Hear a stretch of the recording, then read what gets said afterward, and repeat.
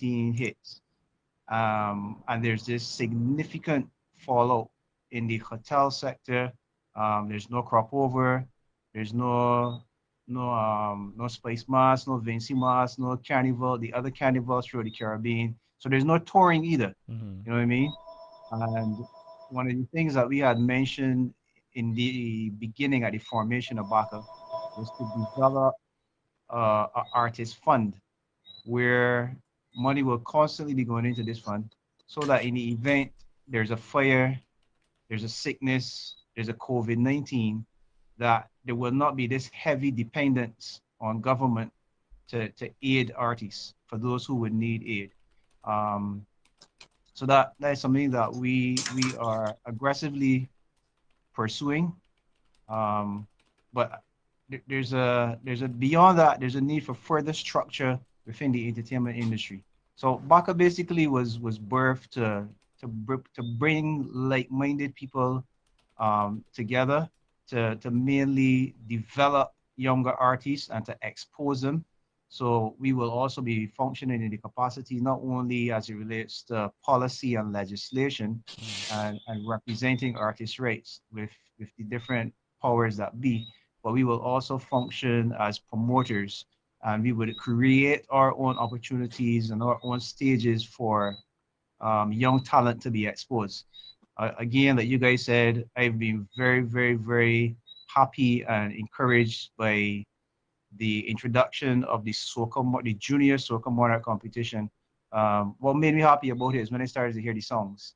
Now that the guys made it to the semi-final stage, I've heard about 5 or 6 of the songs from these young, and it's brilliant. I Mm-hmm. mean, I remember, as recent as 2 years ago, there was serious complaints that the sweet soca in Barbados was of good quality, but the power soca was lacking, Yeah. and it was very difficult to find 10 good songs to send through to the party monarch finals, and you saw the merger of the two competitions.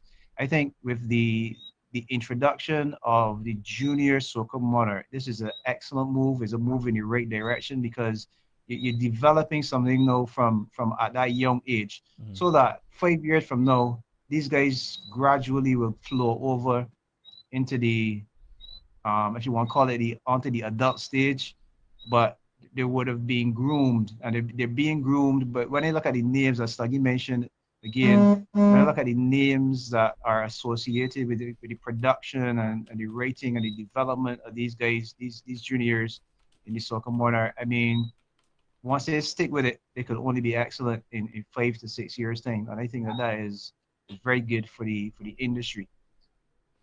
Thank you so much, Sean.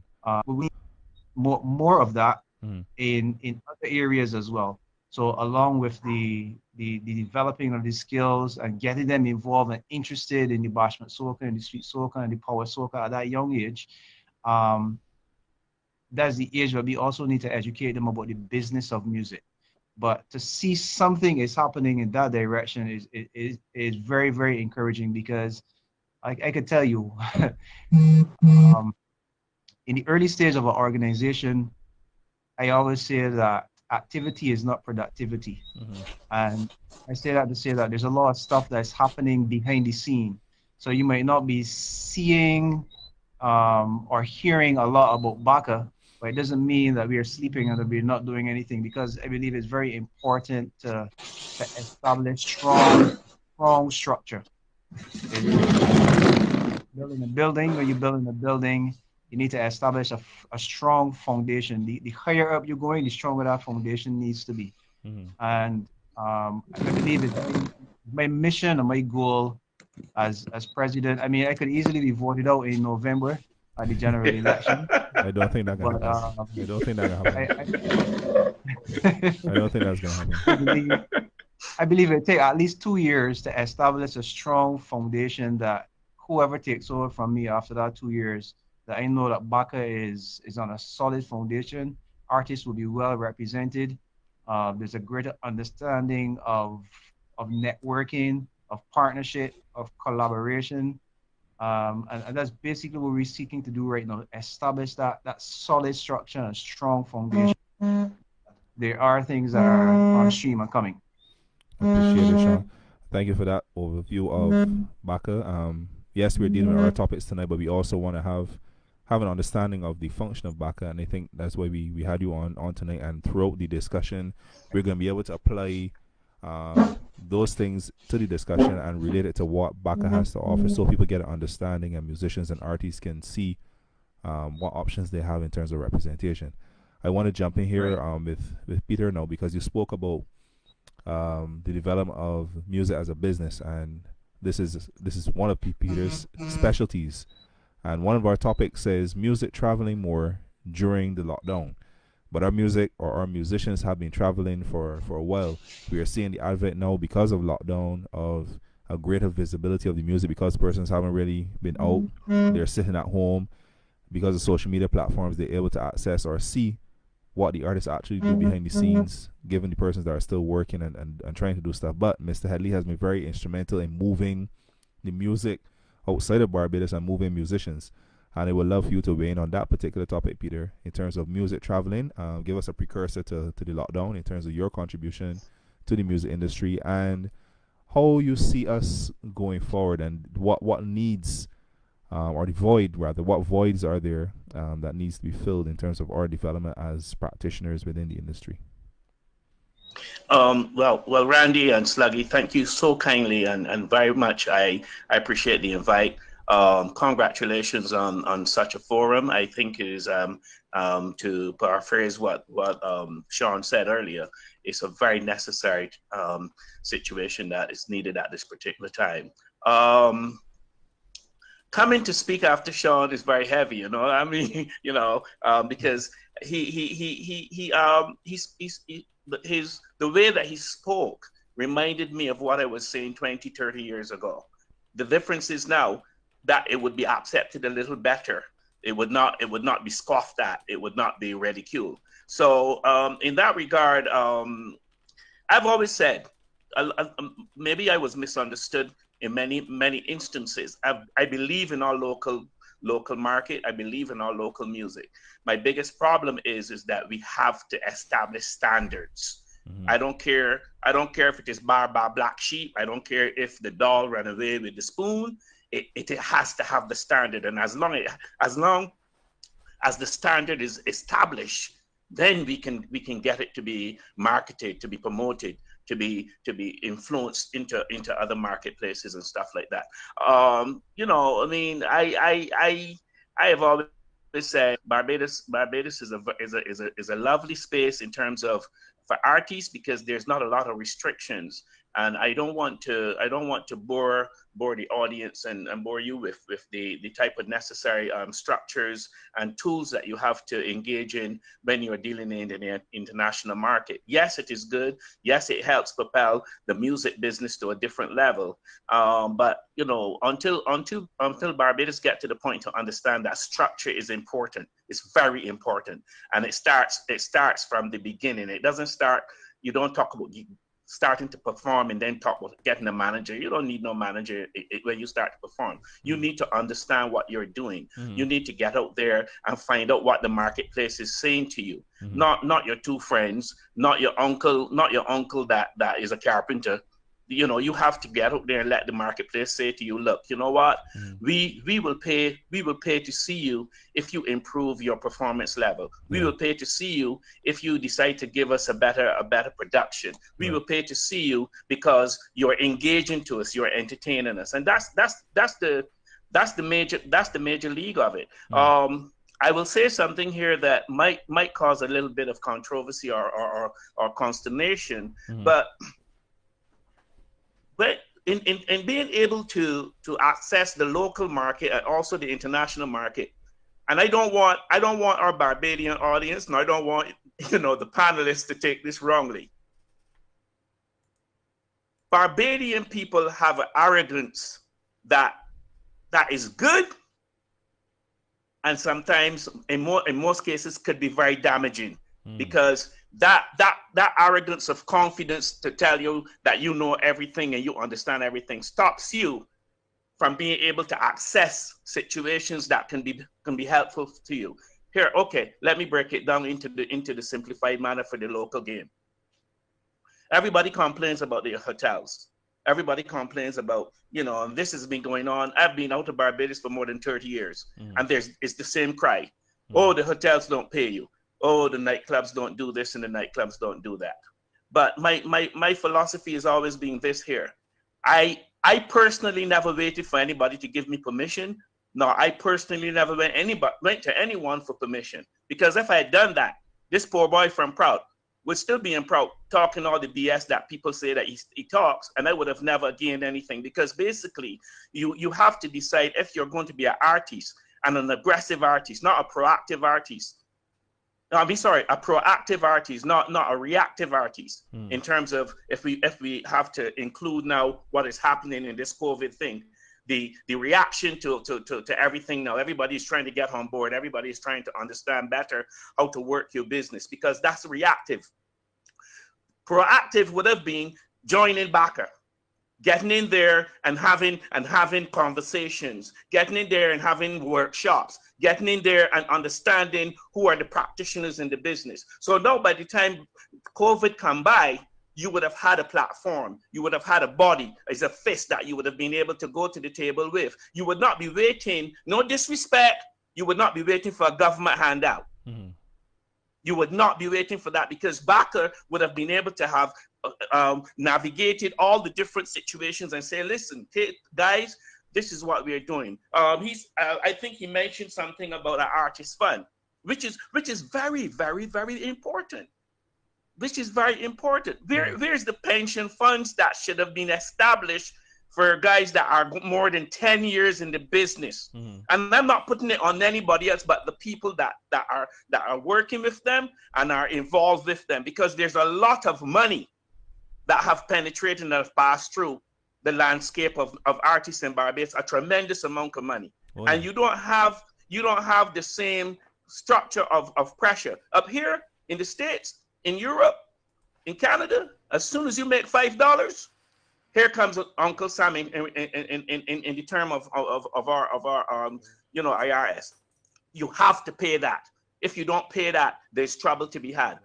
You don't have that pressure in Barbados. So even if you have to wait a little while before you get yourself set up, you have all of that money that has been circulating, that everybody has refused to become a collective, so that to make that money become a fist and make that money become a power. There's no reason, after 20 years of crop over and after 30 years of people winning 80,000 and 100,000 and stuff and like that there should not have been a collective that would have been able to say to the government, all right, this is what we have generated, this is what we have done. So now in this COVID situation, can we have a conversation about putting out $1 million towards our artists? That is not a begging situation. That is a negotiating situation. And then the whole game changes. But you can only do that if you are dealing with a collective. Barbadians are not a collective mindset. They're very individual. Nothing wrong with that. But sometimes you still have to put aside your individual collective. Until we understand collective, we are still 20 years from now, if I'm still around, and if I'm not around, we are still going to be chatting the same situation. Because basically, before you get into the international market, you must practice and build your muscle from the landscape that you are involved in. Everybody say to me, oh, you were lucky, Peter. You went out to the States. I said, before I left the States, I was practicing what I wanted to do. I knew what I wanted to achieve. I was practicing in the best manner that I could in Barbados, with all the pressures. Oh, he's this. Oh, don't listen to him. But when I got to the States, yes, I had to become a little more sophisticated. Yes, I had to become much better informed, but I had that muscle. I had the muscle of working Carrie Fester, working crop over shows for 7 years, working shows throughout the country, because you have that muscle that you're building. And when you build that muscle, then that muscle can be improved upon and become more sophisticated when you're exposed to the international market.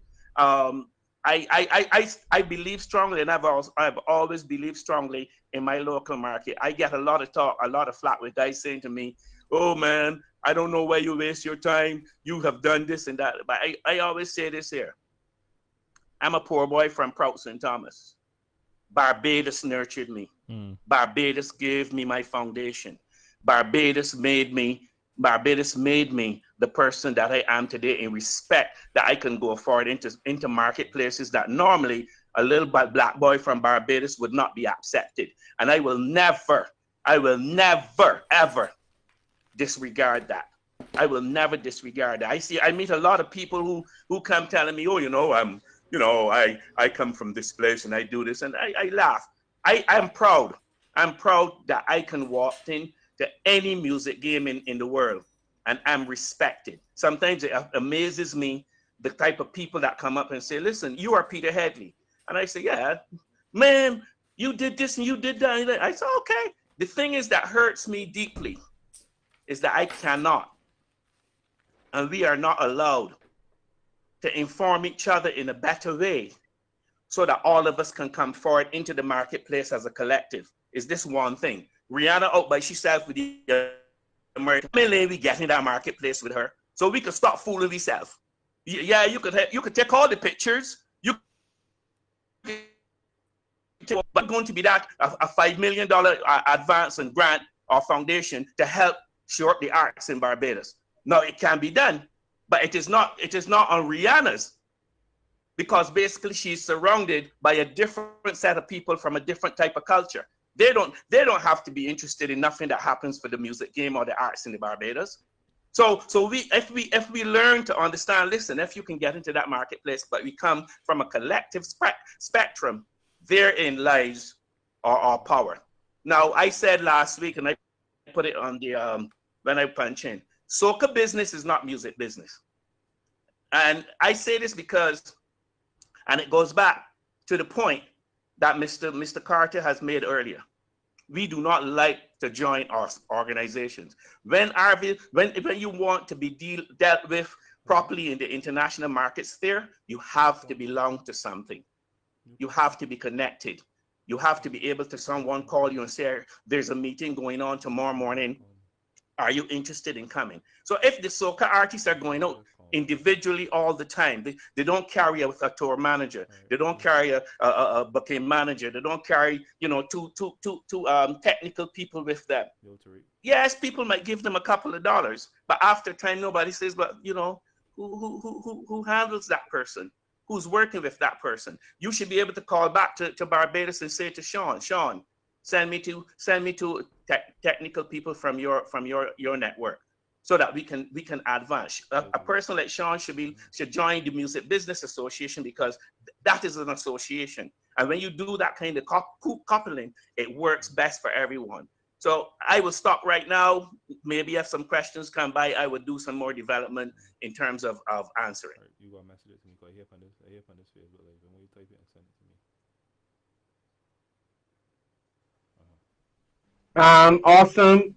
Awesome, man. Peter, Mr. Headley, you touch on some things that we said. Certain things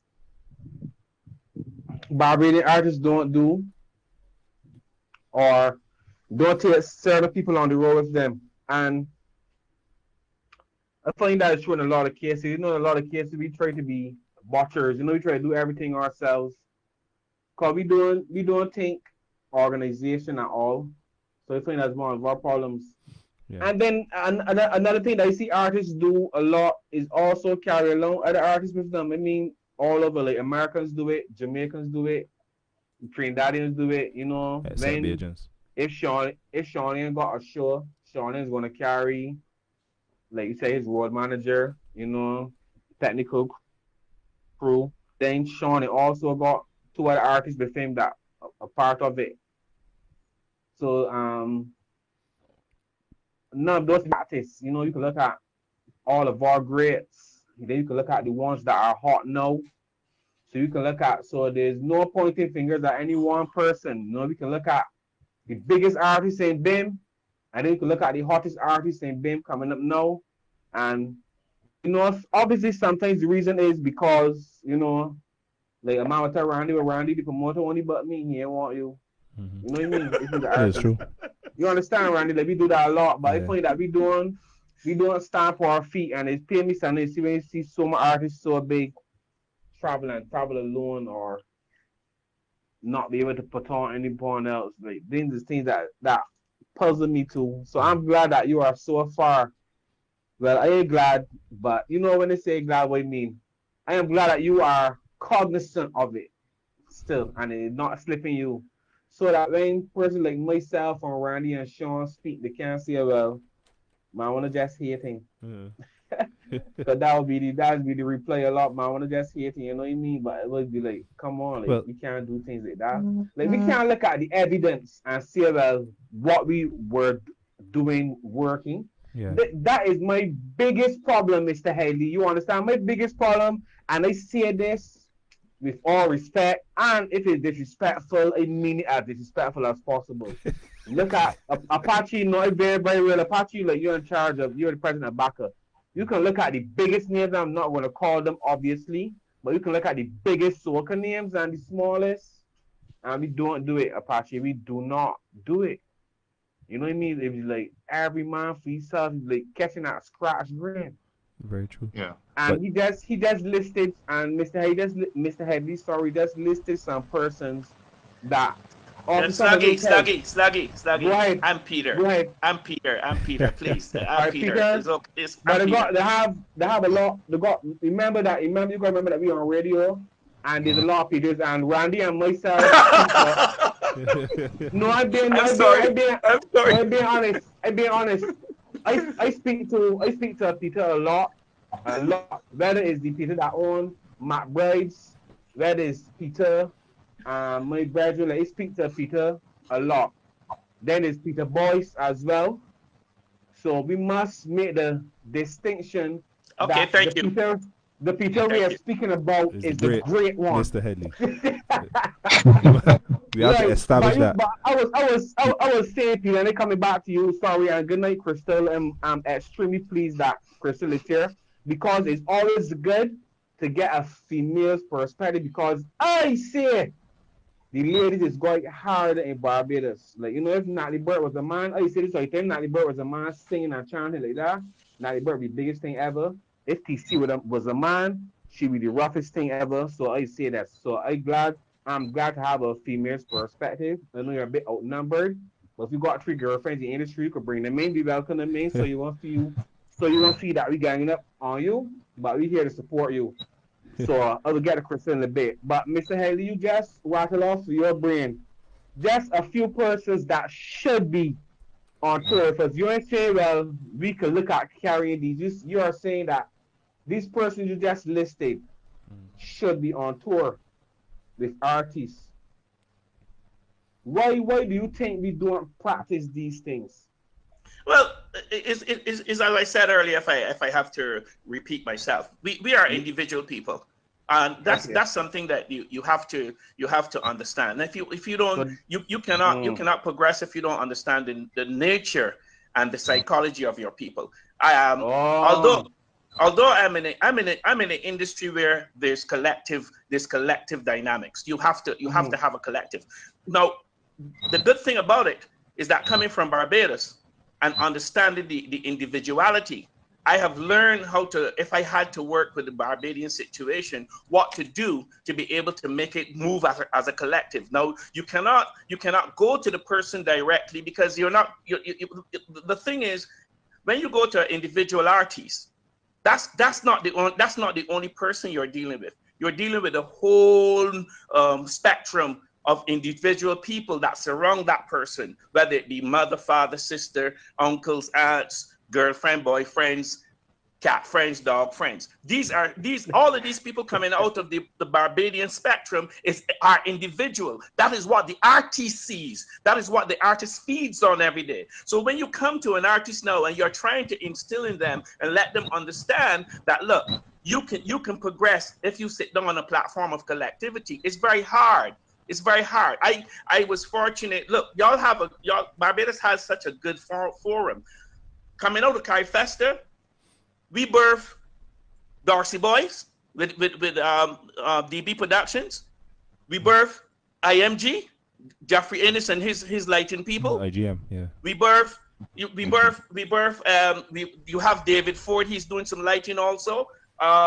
there's a tremendous amount of technical apparatus that was able to be birthed from people who were involved in Carrie Fester. So I'm saying it is not that we don't have the necessary personnel. The problem is that the technical people are off by themselves being arrogant, and the artists are off by the other side being arrogant also. Nary shall the two meet. Now, what Baka is trying to achieve, hopefully, if he can get the support from all the artists, and I know you go to meetings in Barbados and all it is a quarrel.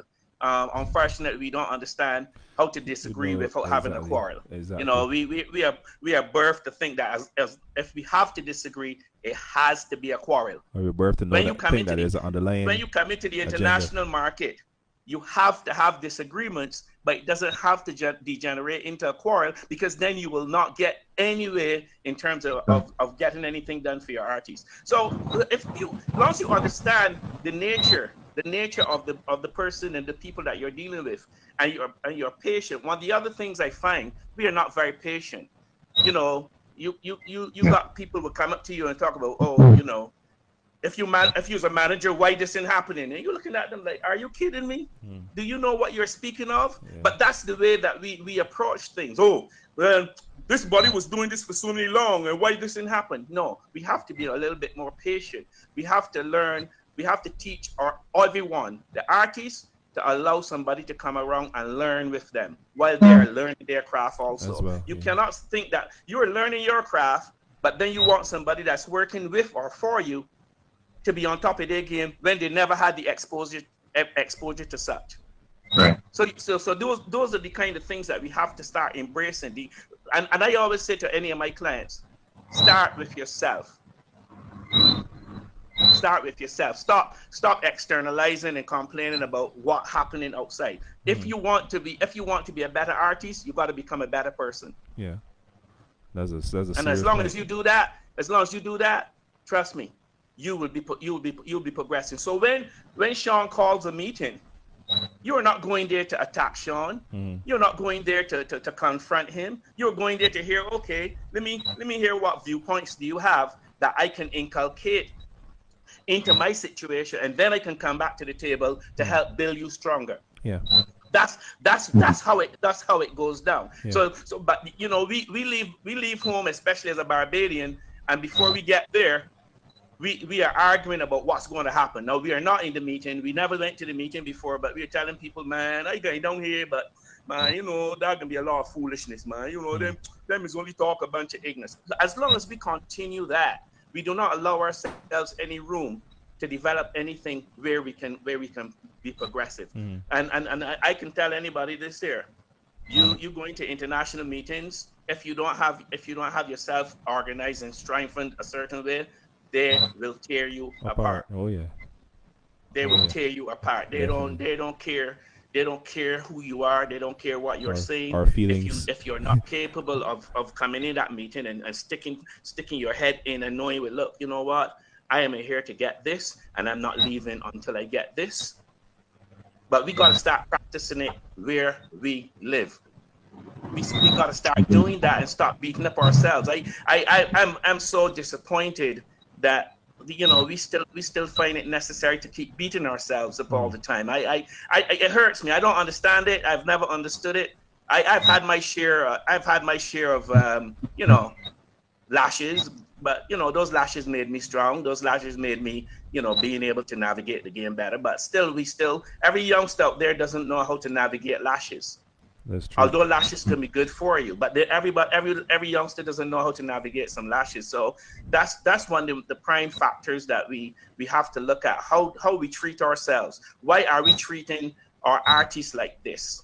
Why are we treating our artists like this? Because basically, not getting into a heavy colonialism and philosophical dynamic, we really still believe that unless you are talking the spectrum of a teacher, a lawyer, a doctor, or somebody that has on a tie that's going down every morning, you are not contributing anything to our economy. You are not contributing anything to the sectors. And each and every one of us we can't look at the highfalutin and the government spectrums and those other people that nobody don't like to call the name and talk about, that is suck off the nipple of Barbados, but just steep in them on corner and don't contribute nothing.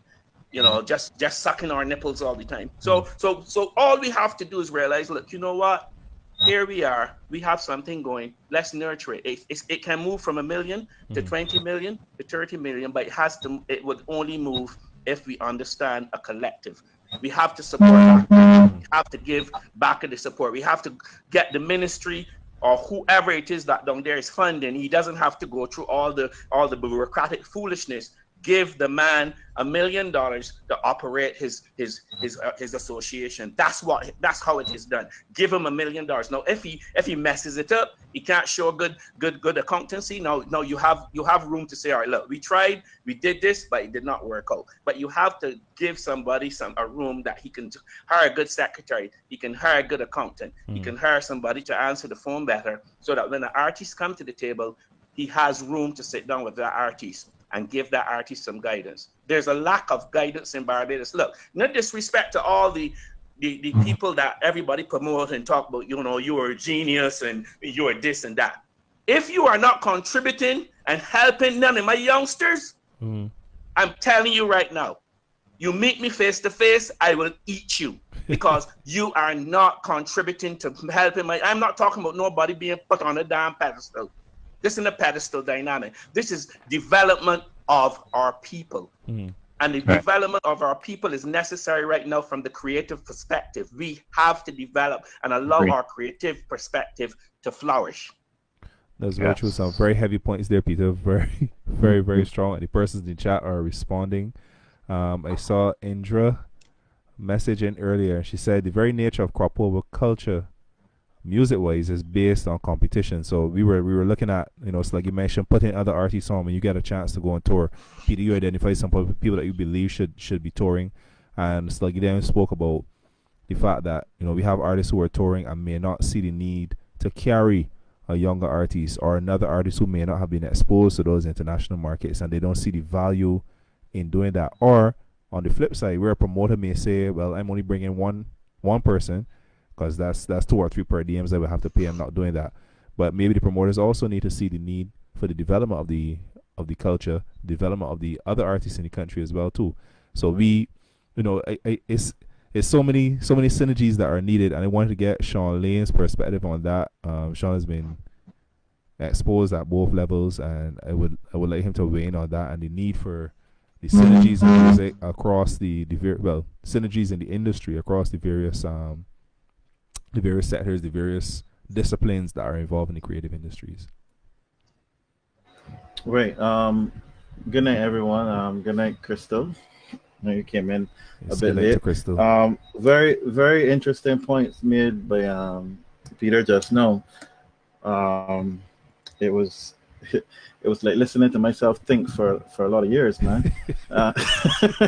Because, you know, some things that, let me say, you don't do professionally, or you're not, as they say, papered enough to talk about. You still think about, it still go through your head, and you wonder, why is this not happening, and should it be this way? And you sometimes think you're a bit crazy for thinking that way if nobody else is. So hearing Peter talk about these things that was running through my head for a long time is interesting. For one of the points that he mentioned was having something to negotiate with government or any entity with, as cultural practitioners, especially in what we call crop over and the beneficiaries of crop over. This whole idea, I think, of thinking that whatever you make is 100% yours, got to stop. It doesn't exist in any other business, you know, where you make certain profits and like 100% is not yours. Something needs to be going back to company. You need to be some kind of corporate citizen. You have unions you belong to. Something needs to be there to protect you for rainy days, and also to have some kind of collective bargaining entity. Um, so I one of the things that I had always imagined was the persons who making money from this um, belonging to some organization where a certain it's almost like paying taxes. A certain percent of what you make goes into this organization who represents you, and also possibly um, develop things in the industry that also benefits you. Another person coming up, for example, having a fund to fund anybody who wants to, let me say, pursue study in the industry, in culture, in music, in art. You can Right. say, well, hey, BACA is sponsoring 5 students a year or whatever. Um, then you are becoming good corporate citizens, because that's what we've got to think of ourselves like businesses, and then so you can go to the government and say, hey, these are some of the projects we've been doing as a collective. We've been able to school these persons. We've been able to establish and maintain an amphitheater. We've been able to do XYZ. Mm-hmm. Can you possibly give us this so we can move this forward? Yeah. But but when we have this division and everybody think, well, look, I work hard for this and I keeping it, and I don't care what you say, and then the next year begging for more money again. Because it always bugged me what kind of business model you have when you're going to work one year and you had an earnings for that year, and then the next year you are requesting the same amount of money in sponsorship. You're going to attack the same people for sponsorship for the same amount. You need sponsorship to produce 2 songs to go and sing and make $100,000, and then the next year you want sponsorship again for another 2 songs. Like, what kind of business model is that? So where is the money going?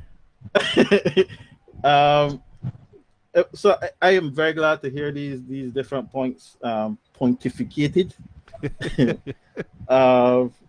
One of the question for Apache though is, Yeah. with the establishment of BACA, like, what I know you said there's some things that's happening in the background, but can you talk about anything that's happening that we can know publicly? For example, like, let me say, when BACA was established, what are, like, maybe say the 3 things you all want to focus on and get out right away? What 3 projects you all think were like urgent and need to be happening right now? What is the next thing? What is, like, at the establishment? Here's what we're gonna do right off the bat and get rolling with, because we see this as urgent. What is BACA as an organization, as an entity, as a representative body doing right now that you can talk about publicly? Because I know you mentioned things happening behind the scenes. Right. So I started the bottleneck work for it. The behind the scene aspect of it will be drafting proposals for government as it relates to policy and legislation, which ties into one of the things that we see as key, which is every year we have millions of dollars that are going out of Barbados because there's more international music being played on local radio stations than there is local music. I see that as a grave concern, um, especially in a COVID-19 environment. Again, like I said, there's no stage shows, there's no touring. Artists are still producing music, and it is refreshing to hear the spread of music being played on the radio, um, without just hearing, the top 10 that gone through to the finals or wherever. That aspect, like Sluggy mentioned before, that's good. But at the same time, the artists still need to eat. The artists still need to pay their mortgage. The artists still need to support their family. And I think that that's one of the things that one of the main incentives for artists to take part in crop over. I mean, I've spoken to artists throughout the years, and nobody is happy or satisfied with um, everything being clustered into 6 weeks. You know what I mean?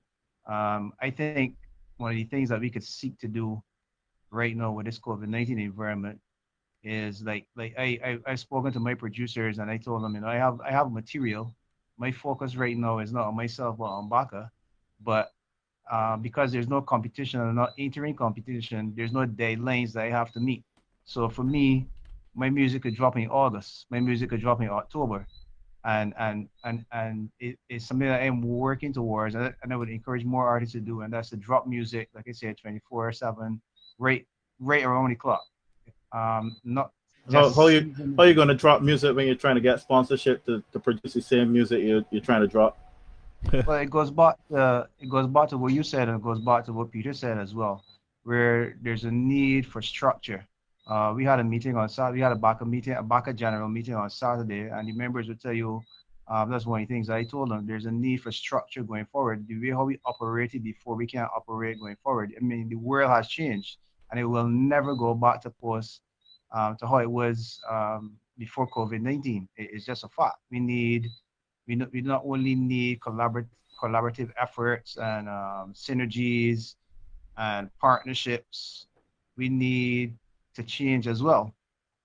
One of the other things that is significant to us is membership, because numbers matter. You know what I mean? In any movement, in any organization, we add strength to the members, and the members also add strength to us. So a membership, we are in the process now of beefing up a membership drive. We've we did a launch in February. CBC was there, the nation was there, Barbados today was there. Um, when when somebody approaches me in Barbados and they tell me that they never heard about BACA, then it's clear to me that they don't read, because, like I said, we were launched in February and we were featured in every single newspaper, and there was more than one article. Um, so the membership drive is important. Getting more music played on our radio is something that is important to us as well. Um, we need we need unity. I don't care if we have 10 persons here with superstar quality. Mhm. What we have right now is a music scene, and we seem to be satisfied with a music scene where we need to form a music industry. The only way we will get an industry is not based on individual talent, individual effort. It's based on a collaborative effort. One of the words that I heard Peter mention about 15 times is the word collective. We need to shift our thinking, our mentality. The artists in Barbados don't understand the power that they have. So a lot of artists, as talented as they are, we have two extremes. We have artists who are arrogant and act as though they're superstars. And I will be bold enough to say, show me what you've achieved that you could claim to be a superstar. I would say that. Um, and if you can't, then there's a need for humility. There's a need for a collaborative effort. There's a need for working together. As the president of a artist body, I'm not here to be any artist manager. I don't seek to be a manager. You still have your manager. You still have your management team. You know what I mean? That's not our role. But for us to build a music industry, we need to work together. We need to work hand in hand. And that's the other thing, Sean, to answer your question, that we see as vitally important. So to achieve that, one of the things that we see as important is education, to educate the artists. And that education goes straight across the board. Educate the artists as it relates to, I think I could say this as well, some of the younger soca artists have a better grasp and an understanding of branding. They see themselves as brands. And so even though some of them are arrogant, some of them understand the business of music. Some of the older guys, unfortunately, um, there's so much understanding business of music. So you find that when they when they when something happens, they're, like Peter said, they're reactive. And what we're trying to do is to get artists to be proactive.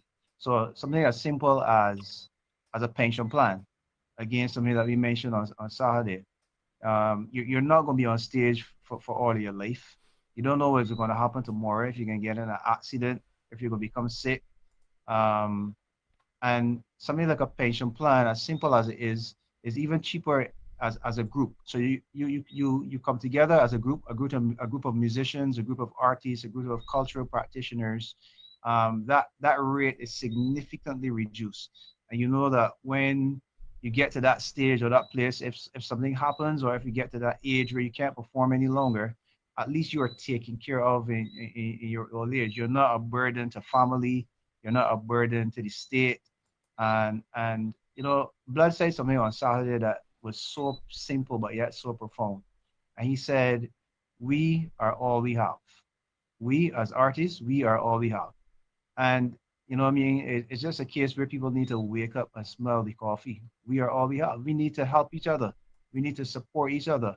When there's a hurricane, when there's a crisis, who's the first person that the governments call on? They call on the artists. When an artist is sick in hospital need, and it's not that the artist is necessarily broke, but they can't handle this insurmountable medical expense that they have to face.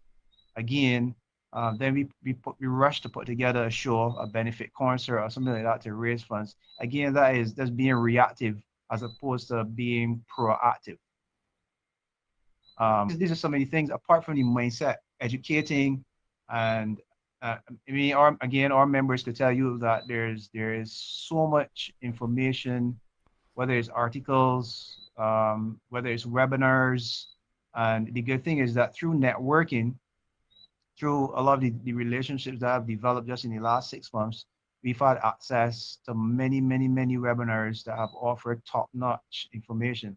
So again, it doesn't even have to be a case where I am the most knowledgeable person in the music industry to be able to be president of BACA. That's nonsense. I think it's a need of understanding structure, understanding systems, understanding people, knowing how to work with people, pointing people in the right direction, knowing when to refer, because it's not everything that I believe that BACA will be able to deal with, but we know when to refer. But again, yeah, like I always say, I said it in the first program that we had on the roundtable, your net worth is equal to your network. And that's something that we have been actively doing, Sean. We've been networking with other agencies across the Caribbean, across the world, as far as Africa. And we've been tapping into those resources as far as education is concerned.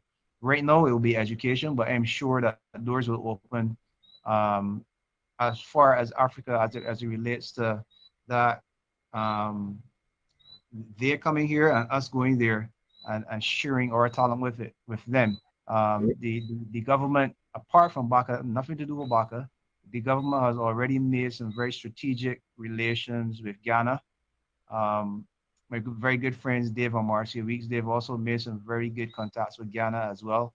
And I think that we should be excited for what the future holds. But again, one voice making an appeal is like John the Baptist, is like a voice in the wilderness. But when you have a body, when you have a collective, when you have artists coming together, and I'll tell you something else that we've noticed in the short space of time that we've been formed. We discovered two specific incidences, and when we moved to assist these artists, it's a case where the artists want you to run with this thing, but when it's time to confront the issue head on, they're so far in the background you can't see them and you can't hear them. That's also part of our culture, and that's a reality. There's like Peter said, he don't want to get too deep into the colonialism, but it shapes how we think. We don't trust each other. So you would hear people saying, who Apache think he is, how he could lead. Right. Well, I wanted to jump in when you made that point about you don't have to be, let me say, a successful artist to run this organization, and it just goes to show the kind of paradigm shift that you're talking about. Because I think it was 2 weeks ago or 3 weeks ago we had this discussion about culture being everything, being life really, and it's almost cultural in Barbados to question who judging we, like who's the person at the top.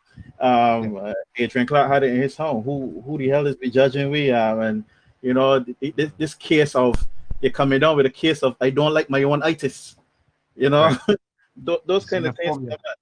And you see it in a lot of organizations where you might be working in a place and then somebody get a promotion and you and some people get up and grumble with it. Well, how this body become a supervisor before me, and and they think they may get in my time or ear, you know. Yeah. Or a new organization form that might involve your industry, but you don't think that the person is credible. You don't like you have some kind of issue, grudge against who is making up the body, and you go, well, this ain't for me. I ain't care what they say.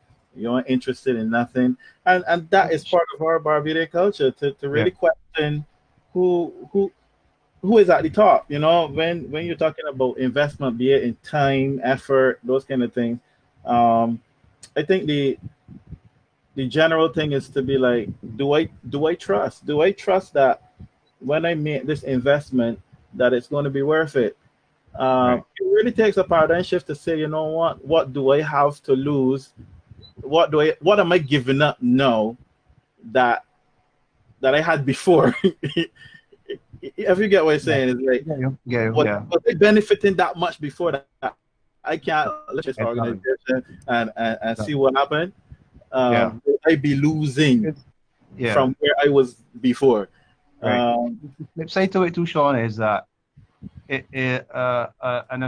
most associations, most organizations are built and run democratically, right? Which means that Baka is not me as the president, is not the executive. to you, Baka is the to you, members. to you. Right. Baka is the members. You know what I mean? It's the It's not members. you, to Like I you. said, in November, no, so this is the thing. If you as an artist, if you understand, because to me, unity is a no-brainer. I don't care what culture you come from. I don't care what industry you're involved in. Unity is a no-brainer. Unity is strength. That has been proven time and time again, the world over, right?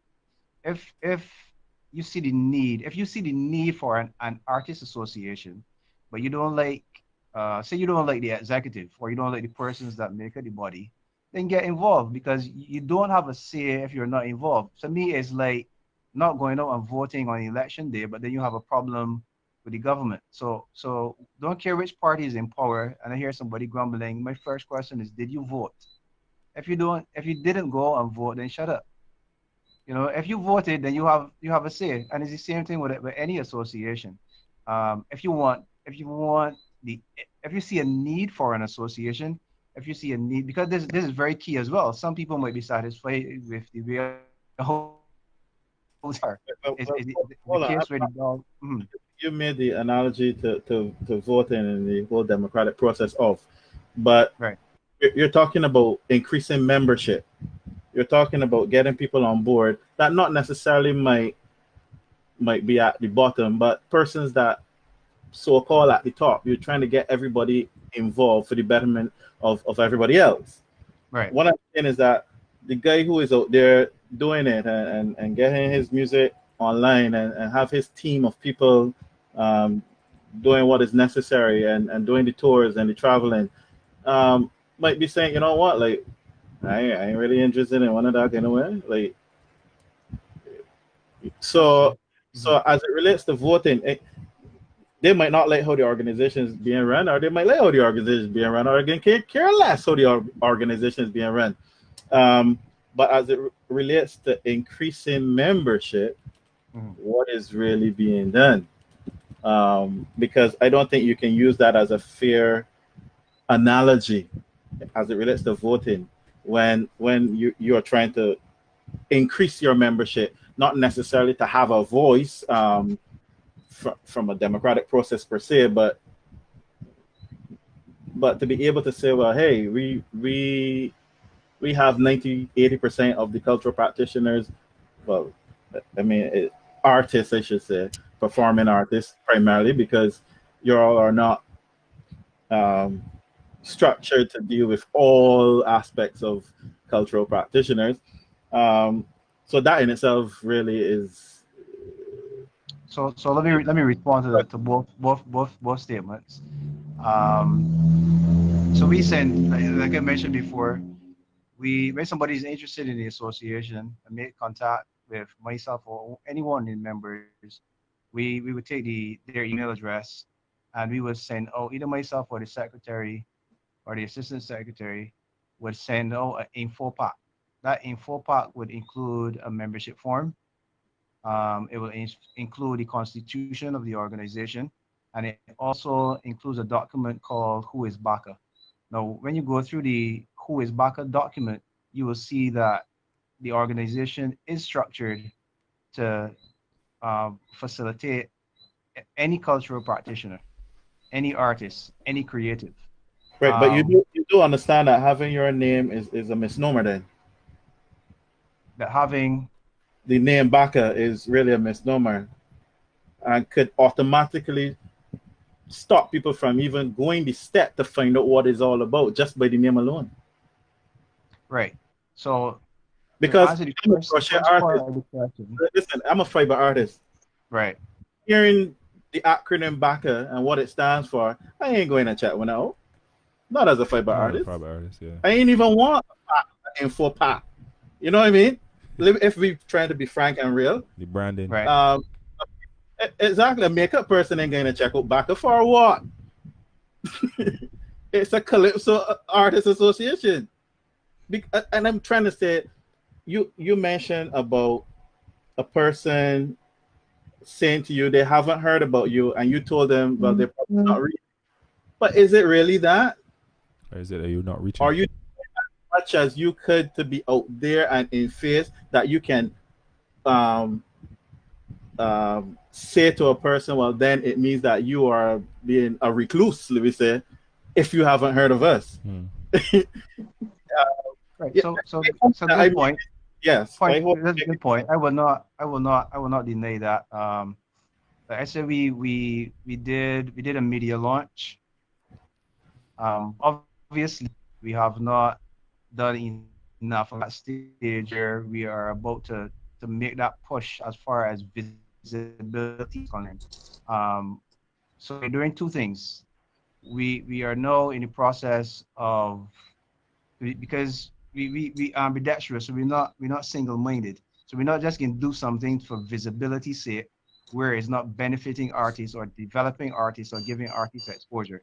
So one of the things that we are about to do, there's going to be a series of 3 community shows where we are going to host these shows ourselves as Baka. We're going to be introducing not necessarily introducing, but giving that platform to some artists who are not as well known as others, who might not receive, invitation to perform NCF stage. And this will spread straight across the board. It will not just be Calypsonian soca artists and bashment soca artists. You will hear spoken word artists. Um, I was on Sluggy's program on VOB a couple of weeks ago, and Cindy Marshall, the spoken artist, she was on there. I made a promise publicly to Sluggy and to her that we will have her on one of the back stages in our community outreach. So the community outreach does 2 things. It creates a platform for the unknown artists, for the community to get to know them, for the public to get to know them, and at the same time, as we would say to artists, it is giving us an opportunity to build our brand. It may be just one aspect of what we do as far as promotion is concerned and exposure as it relates to artists, but at least it's something that will be getting our name out there, but simultaneously providing a platform for younger artists to be exposed to the public. So we are aware that we need to do more as far as outreach and visibility is concerned. And we are now, we discussed that on Saturday, and we are about to roll out that phase. So phase number 1 was structure, strengthening the organization. Phase number 2 is greater level of visibility and establishing a membership drive, so we get more people understanding who we are and what we do. We are also in the process of making some constitutional changes, because one of the things that we found was a hindrance was the name Calypsonian being in the name of the association. Um, so we had a vote. We had a vote on Saturday in the meeting that we had on Saturday, and the majority of persons present were in favor of the name change, where we will be looking to go as Barbados Association of Creatives and Artists, as opposed to Barbados Association of Collectonians and Artists, because um, Okay. So a creative is not necessarily an artist. correct. Huh? So somebody like Sean in his as it relates to his crochet, he's a Mm-hmm. creative. I have a friend named Kathy who's into basketry. She's a creative, but she's not an But artist not per se. okay. Right? It broadens the name now does not limit in people's mind, not in our mind, because we know who we are and why we are here. But in people's mind, it is seeking to broaden the image that or the vision that comes to mind when you hear the name of the association. I want to throw in something here as well because I still want to interact with the persons in chat as well. We've Yeah. had Randy Brathwaite, Go ahead. who's an attorney at law, my former schoolmate, up and on to you, sir, and an attorney, he's an attorney at law. He's asked, All as it right. pertains to structure, Up and on. up and on, Peter. They don't Up and understand. on. Up and on. Why don't artists This partner with yes, go ahead, Randy. Why don't artists partner with angel investors? Um, Tony Phillips then entered and said, a question to the panel. Most businesses have a startup business plan. Do artists not need to have their own business plan, a foundation Yes. document to build on? I see so many artists Yes. put out music without a plan every single crop over, right? And then Harold Tell, do we have too many organizations doing the same duties? And David Nichols replied, this division is part of the problem. How many individuals are members of the association? That's a question to you, Apache, from Mr. Gilbert Rowe. How many individuals are members of the association? I think Apache stepped out. Well, I wanted to jump in on what Apache was saying in terms of the developmental aspect. I want to give him kudos and the whole team at BACA for making the steps that they've made and also trying to do the developmental aspect. But Peter, to you, based on your experience, and I know you've been very humble in what you have done. I don't know if I should expose it. I want to expose it. Mr. Headley is responsible for Mr. Miles Robertson and his association with Adele, the international singer, and Miles being the keyboard player and I think eventually the band leader at some point, musical director for Adele.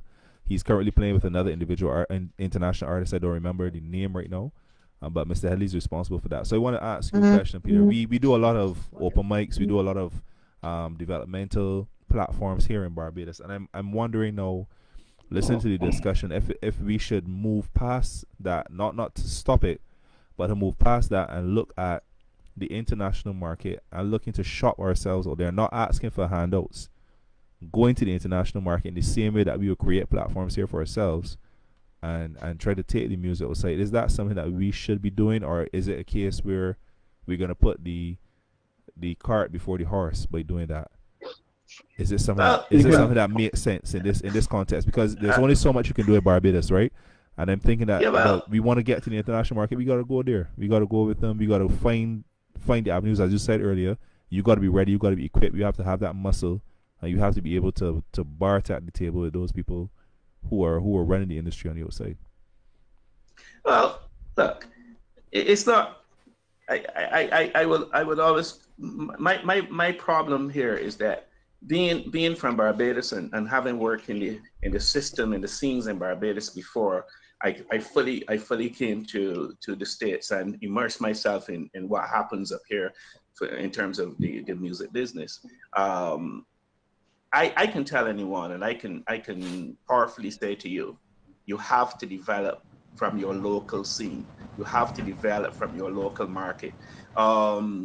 Whatever constraints, whatever challenges, whatever, you have to do that there. Because basically, if you try to make that jump and think that you can jump from the local market into the international market, it is not anything to do with, okay, I'm going to give you a story. You know, we in Barbados got this, class thing. So they got guys that everybody's want to look up to.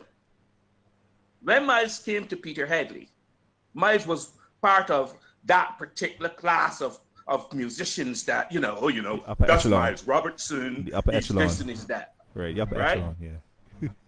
But when he came to me, now this is a chap that was playing piano from the time he was 3 years old. This is the chap that everybody would tell you, oh, his mother, she's this and that. But when he came to me, he was an amateur. If he wants to get into the international market, he has to be processed to become a professional. Anybody can play. Anybody can play. When you get into this market, you're talking the international market, anybody can play. What differentiates one person from the next person is the process that has been given to them to make them understand this is the path that you go through and this is the kind of connections that we make. So what did I do? The first thing I did that was shocking to Miles Robertson, I told him, you will not play piano for the next 3 months. So here he comes to this crazy guy, and this guy telling him that he cannot play piano for the next 3 months. But now, here is where the artist development, and here's where knowing what you're doing comes into play. So I set him up on a program, building his back, because he's a keyboardist. He has to be strong in his back. Also building the leg muscle.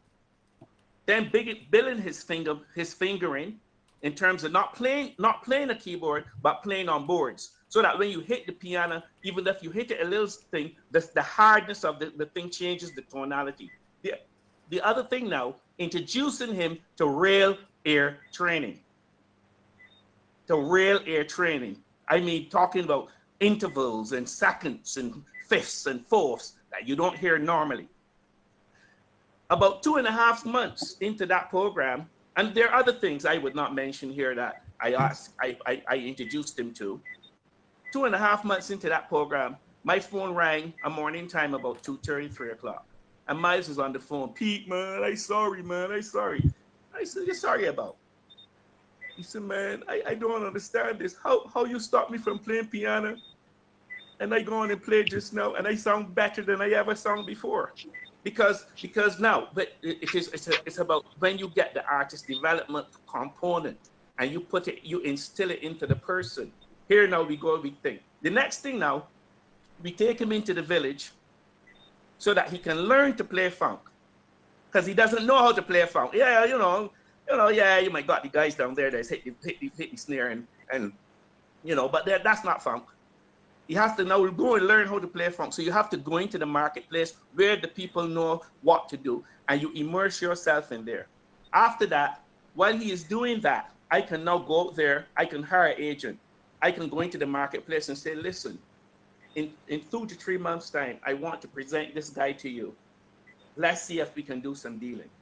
But the thing is, I did not discount the development that he had coming from Barbados. All I did now is make sure that I strip it down and start to professionalize it, make it become ready for the international market. And that's the important piece. Too many artists out of Barbados believe that they have what it takes to jump into the international market. I want you to expand on that. I want you to expand on that. I want you to explain, because you've been in it, you are there, and we often say we would like to be in the international market, but I don't, like you said, we don't understand. I want you to explain what it means to be ready for the international market as an artist, a musician, creative period, based on your experience. Well, look, as I said, I just articulated the physicality of getting him to be ready, but I also have to work on his psychology. I have to make him be more aggressive, because in this marketplace, no guys don't want you to be polite. They don't care about that politeness. You got to go in there. You got to take it. You got to be able. You got to demand to take it. I may relate a story. When we first went into work with Adele, when you're working with an international artist like that, and you're carrying out the team, you're mid-management, upper level management as a musical director. You have to sit down with the sponsors. You got to sit down with all sorts of different level of people.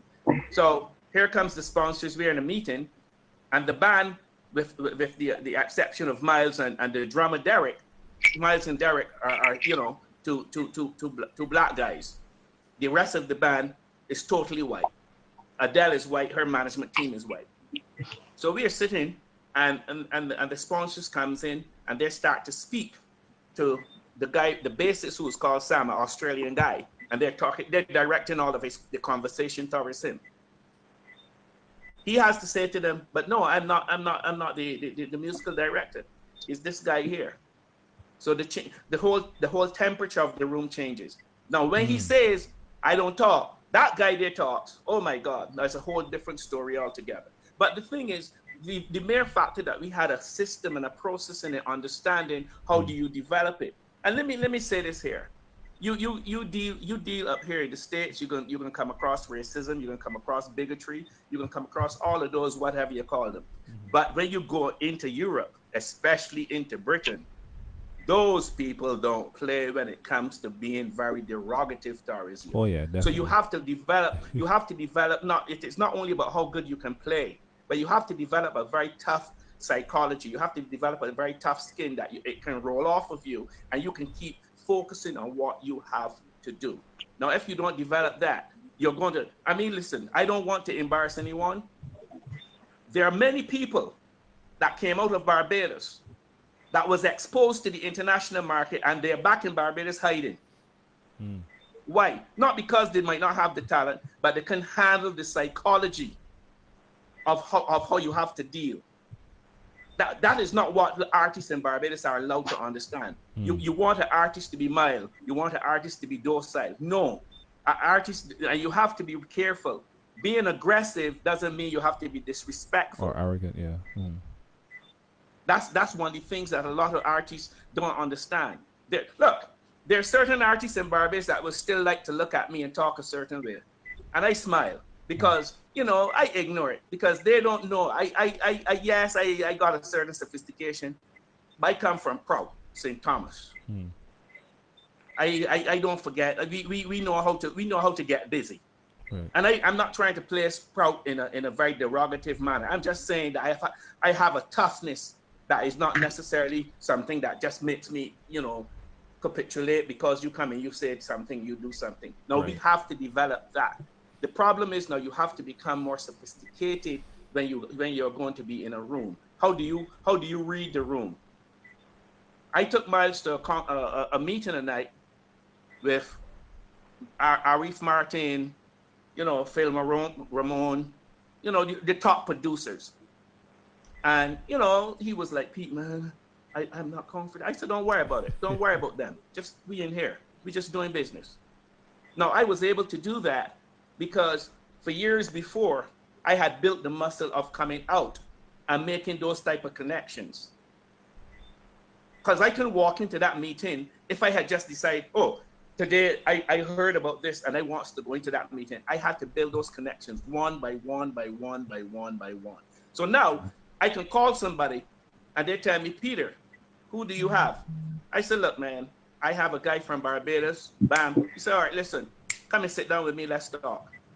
The first tour that we signed up for, a day before the tour was to go off, it was canceled. And Miles was a mess. Pete, man, what are you gonna do? I said, relax. Let me do my job. Let me do my job. The next week, when the check arrived for the whole tour, that was canceled. He was like, Pete, damn. I said, no, that's what I'm saying to you. There are different facets of certain things that if you don't bring yourself and immerse yourself in, you don't understand how to do this. Look, he told me when we first sat down, one of the things I do with artists, if an artist cannot give me their goals, if an artist can't tell me what they want to achieve, I don't want to see you. If an artist have not at least gone to perform in high school, I am not dealing with you. Because basically I am not going to be working harder than you for your career. You have to be working harder than me to make me always be on my toes. Yeah. So when we sat down, Mike said to me, Peter, these are the people that I would like to work with, and I have always fantasized about working with. Michael Jackson, Usher, and I can't remember the other one. So I said, okay. He said, I said, don't worry about it. We will work towards that. The day that Miles landed in Los Angeles, because I'm not going to let go any trade secrets, but I was going to get rid of the Bergen guy that was doing that was doing the musical direction for Michael.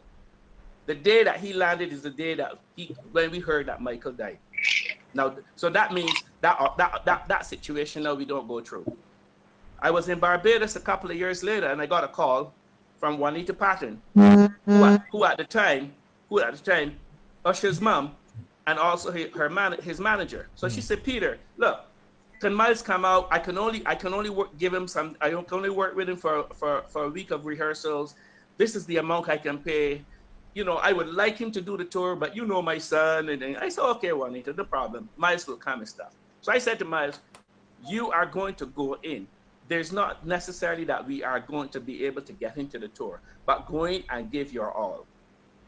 He went in. The last day before the tour, and he calls me. He's in a fine. He said, Peter, they have brought back the guy that I was supposed to replace, and the guy is bad. The guy come from a gospel background, so he is playing and Usher is dancing. He said, so I know point blank they're gonna be looking at me. I said, stop. He said, but Pete, I come out of that gospel background, so I don't have those chops. I said, listen, big dog, you come out of classical, right? You learn classical? I said, yeah.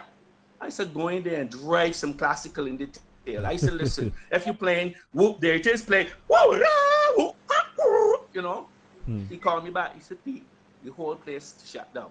I said, but listen, you're not going to get the gig.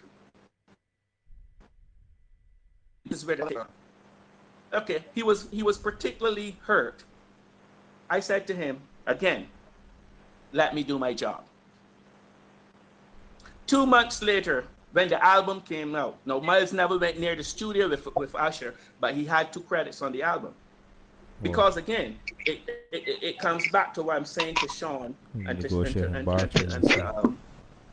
you know, look, we have to understand, give each other's room to learn, to grow, and to work. If we keep beating up each other about, oh, you ain't know. Okay. 2010, I think it's 2010. I was developing a youngster in Barbados called Alexander Mills. Black guy. He thought, well, he want to do rock. I said, okay, alternative. I took him down to a show, to showcase him. I called Gilbert Rowe down. We played the show, and then I had one more thing to do. I left one song off. I took him in the back, toweled him down. We are going to bring him back for the last song. He's going to crash it out, and we are going out there like we're the big stars. While in the back, prepping them up for the last final, I hear the band on stage playing. And I hear somebody doing whatever they do. I come out, I shut my band down, because that's the band that I was rehearsing for the last 2 weeks. That's the band that I paid the money for. It was a couple of chaps that believe that they had this empowerment at that particular time. So they proceeded to tell me, you know, oh, you don't know nothing about the music business. I said, I don't have to know nothing about the music industry. Yous who have to know about it. Now, I will never forget this. They would not stop coming at me. The 4 of them surrounded me and talking a bunch of nonsense, but they don't know me. I ain't worried about that thing. When you work in the international market with rappers, especially Philadelphia rappers, that every minute guns are pulled. When you work among the real big hard rock boys, that those guys don't threaten, you get slapped.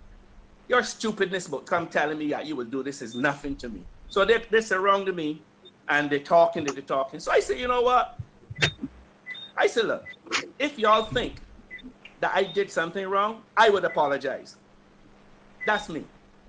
Oh, they don't want the apology.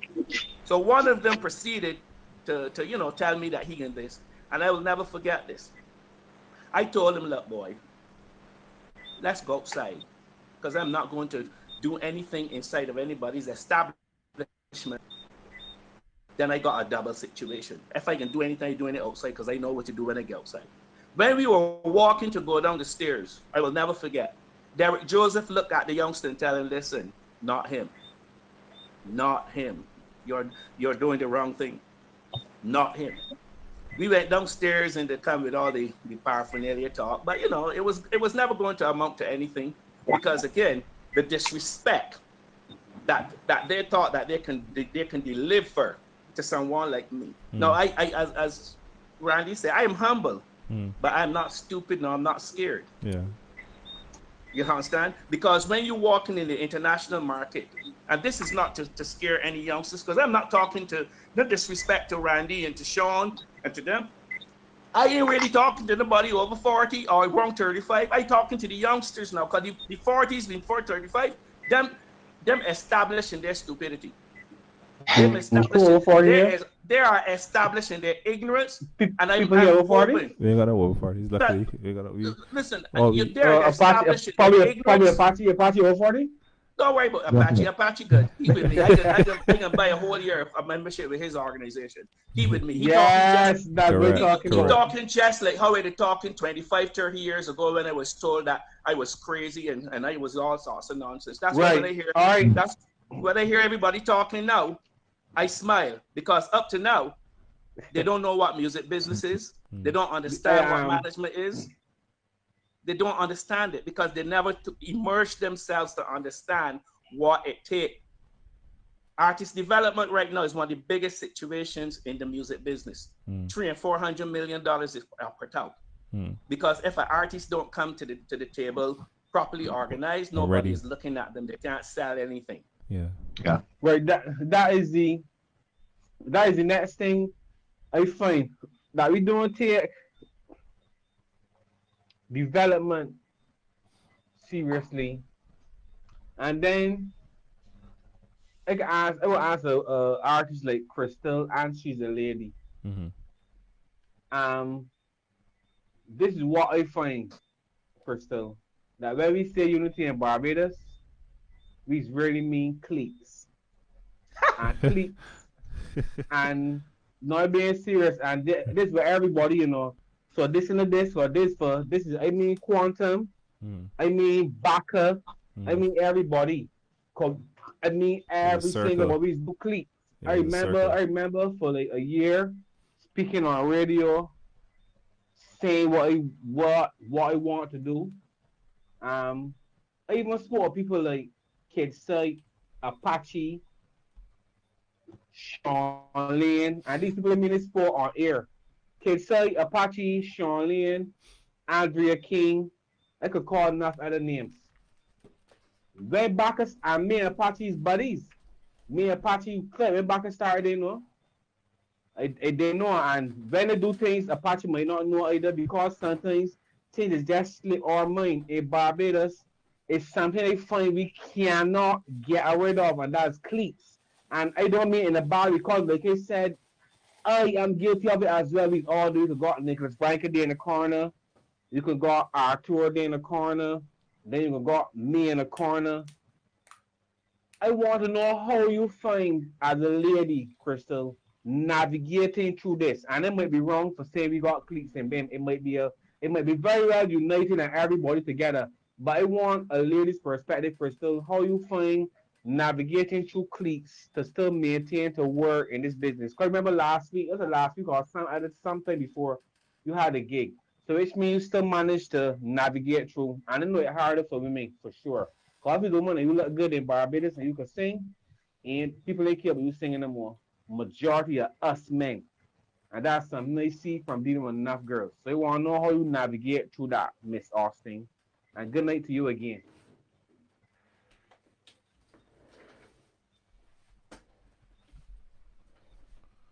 We not. So your mic muted, Crystal. Your mic is muted, Crystal. You mute Miss Austin. So take your time. And thanks for everyone listening on 94.7. Still muted, Crystal. And Credit 10 TV. Thanks to you all joining. I'm seeing lots of messages from persons saying they're listening on 94.7. Good night to CBC. Well, it's unmuted. You may have to select a different. TV. Check your sound Did you source. say something, Randy? No, it's telling Crystal to check her source on the actual message. Yeah, we can no.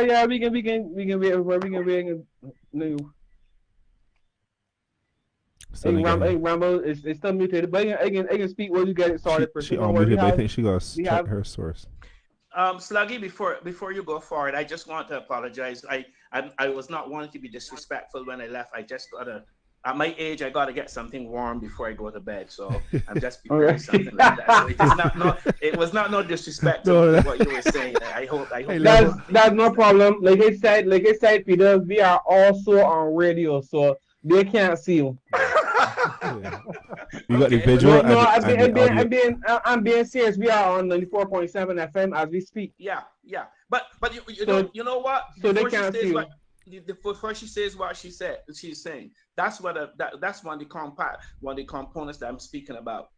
The development of the right type of respect. Yeah. Yeah, I agree. Chris, you getting some juice now? Wow. No, Still didn't get you. Crystal. She's on mute. Check your source, might Crystal. still- You gotta click the Maybe she should settings. take it out and put it back in. He's trying. You using a laptop, Crystal? Give me a thumbs up if you are. Yeah, we got you now. Can We you got hear you me now. now? Yeah, Yes, please. Yes, Yes, please. please. We have you. We have you. got you covered. Okay, And- brilliant. Thank you. Ladies and gentlemen, this is Miss Austin. Lady Miss Crystal. Good night to Austin. you. Hi, Go good ahead. night to everyone. It's a pleasure to be on. I'm enjoying this discussion, and We love to am- have you. Come on, you know that. I'm very, very heartened to have Elder Peter on sharing his views. I think that we really need more stalwarts in the industry to be on platforms such as these to share information and to empower us with knowledge so that we are always learning by experience, but we can learn quietly and safely by example. So I want to say special thanks to Peter for his contribution.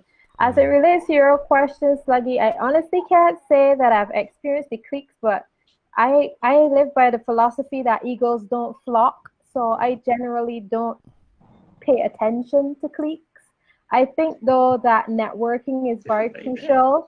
One of the things that I've found is that you can find opportunity anywhere and in anything.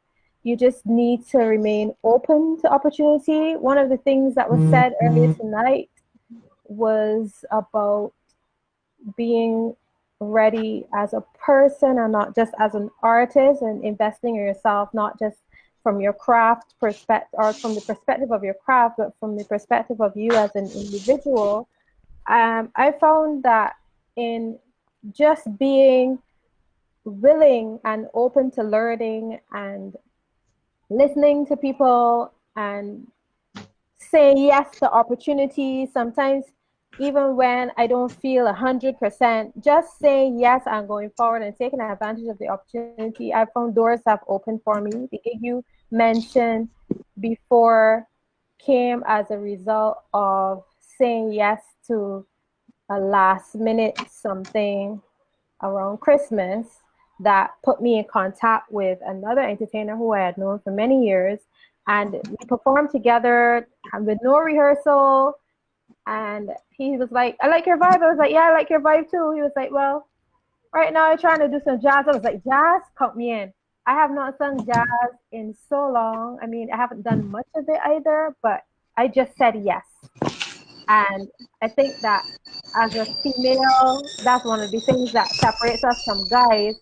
Whereas most guys would say yes and then figure it out after. A woman would say, well, I don't know how to do that, so I will pass. So I've had to learn how to say yes and jump off and build my wings as I fall, so to speak. But one of the things that concerns me about the industry, and this is one of the reasons why I kind of stepped away from soca and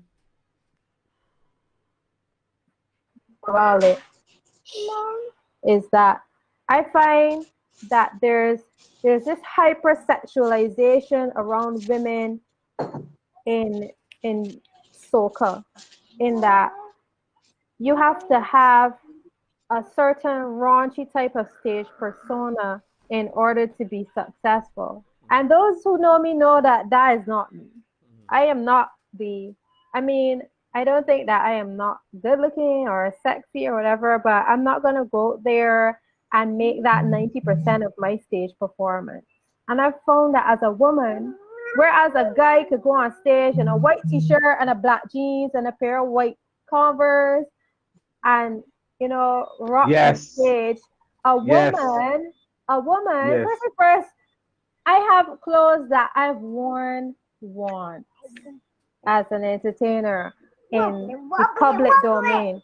Like, if I have to do a gig in a hotel or whatever with the tourists, I wear that outfit 100 times. But you see, if I perform in that outfit on a stage anywhere in Barbados, like, it's gonna take me like 5 years before you see me in that outfit again. And even then, I'm thinking somebody gonna remember that I had this on Yeah, 5 years ago. yeah. And those are true. some of the things that we have to deal with as females. That Yeah, it's true. our image Your bumper is gotta like be out. 90% gotta of be the printing. consumption of our artistry. Yeah. So Go ahead, ma'am. Go ahead. yeah, so that to me is more concerning than the whole notion of cliques, because as I said, with the whole clique issue, if you network well, opportunities will be available to you. If you're willing to say yes to opportunities that can expose you to new stages, new environments, chances are that it can develop into something else. I'll give you another example. I had a jam a while back, and Tom Hines was there, and he came to me backstage and talking to me, and I believe during the conversation I remembered that he was doing his series at Naniki, and I was like, I would still come by Naniki and do a little jam session. He was like, oh, for real, here's a date. And I had to pull together a session band, and we'd rehearse, and I performed my butt off, even though there were probably only maybe a dozen people in the restaurant, if so many. I performed like if I was on a big international stage, like if I was performing to 10,000 people, because I felt like these people need to get their money's worth. And when it was done, Tom was like, that was so fantastic. There's an opportunity in Martinique. Would you be available? And that's how I was able to perform at the Martinique Jazz Festival with some of the biggest jazz musicians coming out of the French Caribbean. And I like jazz from the perspective that you can be more artsy and more into your quirks than soca. An opportunity in Martinique. Would you be available? With soca, I don't know, boy. You got 36, 36, 26, 38. No, I mean, to even be considered. I don't know. I'm just looking at what I've seen in terms of what has passed for success. And even then, there are very few females that really make the cut. I mean, kudos to girls like Faith, who I've been able to perform with recently. I have a lot of respect for her.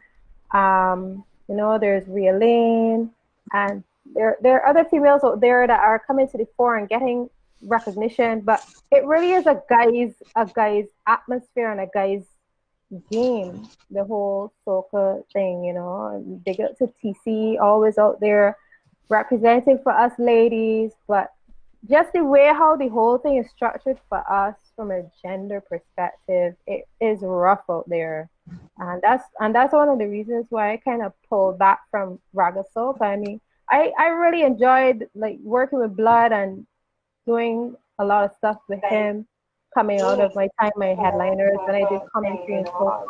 But I really found myself becoming somebody that I was not in order to sustain a presence as a woman in that environment.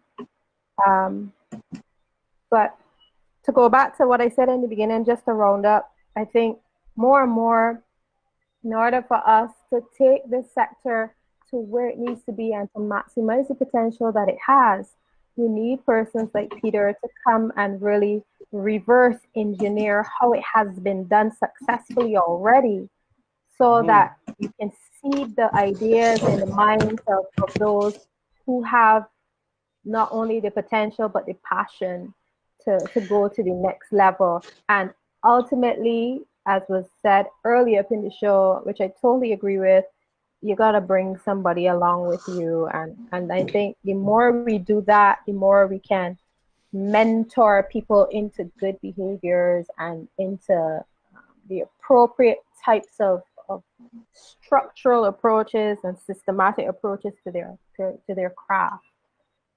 So that's my...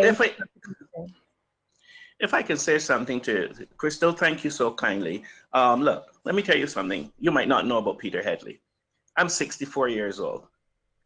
I've been at this thing since I was 19 years old. I was introduced to the business of music and its beautiful value through Maurice White from Earth, Wind and Fire. And he did not just allow me to listen to his music. He sent me stuff to read. The first time I mustered up, you know, mommy, I know my mom is not listening, so I'm not worried about that. But, you know, every Saturday, mommy would give me some money to go into the city to buy some meat. And I would always take $2 from it and buy me the right-ons and stuff like that. And, you know, I would get, you know the normal thing in them days, you get beat up and stuff. So my dad stepped in and said, look, man, listen, why don't you give him an extra $1 or so, because he's not going to stop. I reached out to Earth, Wind and Fire, and I told them what their music had done for me and was doing to my thing. And they said to me, listen, and I sent me the little, you know, I sent the money to join the fan club.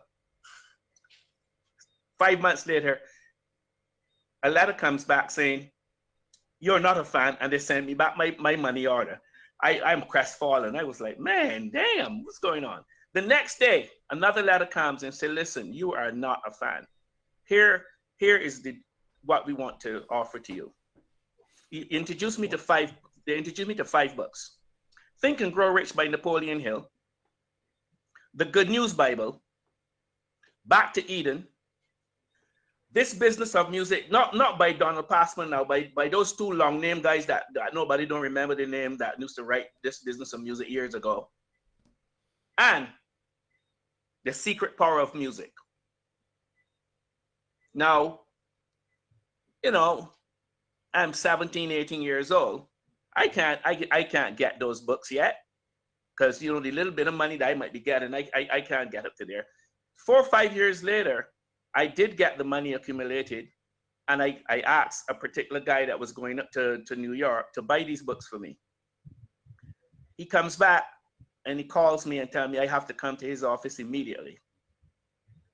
I said, well, I'm so happy. I'm skipping all the way down because I say my books are here, bam, bam, bam. When I get into your office, he says to me, Peter, what did you do to me? And I say, what? He said, look, it was a book club, a thing club in Harlem called Tree of Life. He said he went up to the place. He saw the books that I told him that I wanted to get. The guy stood up and watched him for 5 minutes and tell him, come back Thursday. He said Wednesday morning, he was on a plane coming back to Barbados, pretty sick. So you know me, bold that I am already, I took up my pen and I wrote them and said, well, look, you know, and they wrote back and said to me, we did not tell you to send anybody for those books. So automatically now I realized this is a whole different play. You're moving at a whole different steam. But I'm saying, if I had only been concentrating, and I'm bringing something to the point that you made. Let me tell you something. I was talking this stuff 30 years ago. None of the governments have ever talked to Peter Headley and asked him to contribute anything. Anytime you see a conference put on in Barbados that Peter Headley is involved, I paid for it and I invited the young sister to come and listen to me. I go to conferences, I go into meetings here in the States, Canada, and Europe. Within 5 minutes of speaking, the first words I get asked, Peter, your government consults with you, right? And I have to be diplomatic. I have to say, yeah, well, you know, you don't know, y'all don't understand where I come from. Now, I've asked the question, what has Peter Headley done other than talk about music business? But you got a lot of guys that don't know nothing, but they're elevated talking about they know about music business. One, they can't even face a half a challenge because as soon as the challenge comes by, they run away and they're protected. As soon as a challenge comes, oh no, let's protect him. Let's give him a $5 bill. Nobody ever gave Peter Headley a $5 bill. And in this COVID-19 and with this Black Lives Matter, I'm going to say, I was coming back on a plane from New York sat down beside a white Barbadian, and we are talking about the 70s when you would think, how we view them. The guy proceeded to say, "Where are you coming from?" I said, "We talking, we know these Barbadians." And he said, "Oh, I heard that you this and that and this and that. But why don't you introduce it to the newspapers?" I said, "Man, man, look, man, you try and you get pushed." He said, "No, don't let that stop you. Make sure that anytime you go away, anytime you are traveling and you go to the type of things that you're going to, you have to let the wider public knows." Now, listen to this, Crystal. The people that have supported Peter Headley throughout the years, not the musicians, not the guys that I work crop over with, and I ran the crop over stage for 7 years, is an ordinary guy on the road that would come up to me and say, "Mr. Headley, I read your article in the newspaper. I don't know if this $50 can help you whenever you're traveling."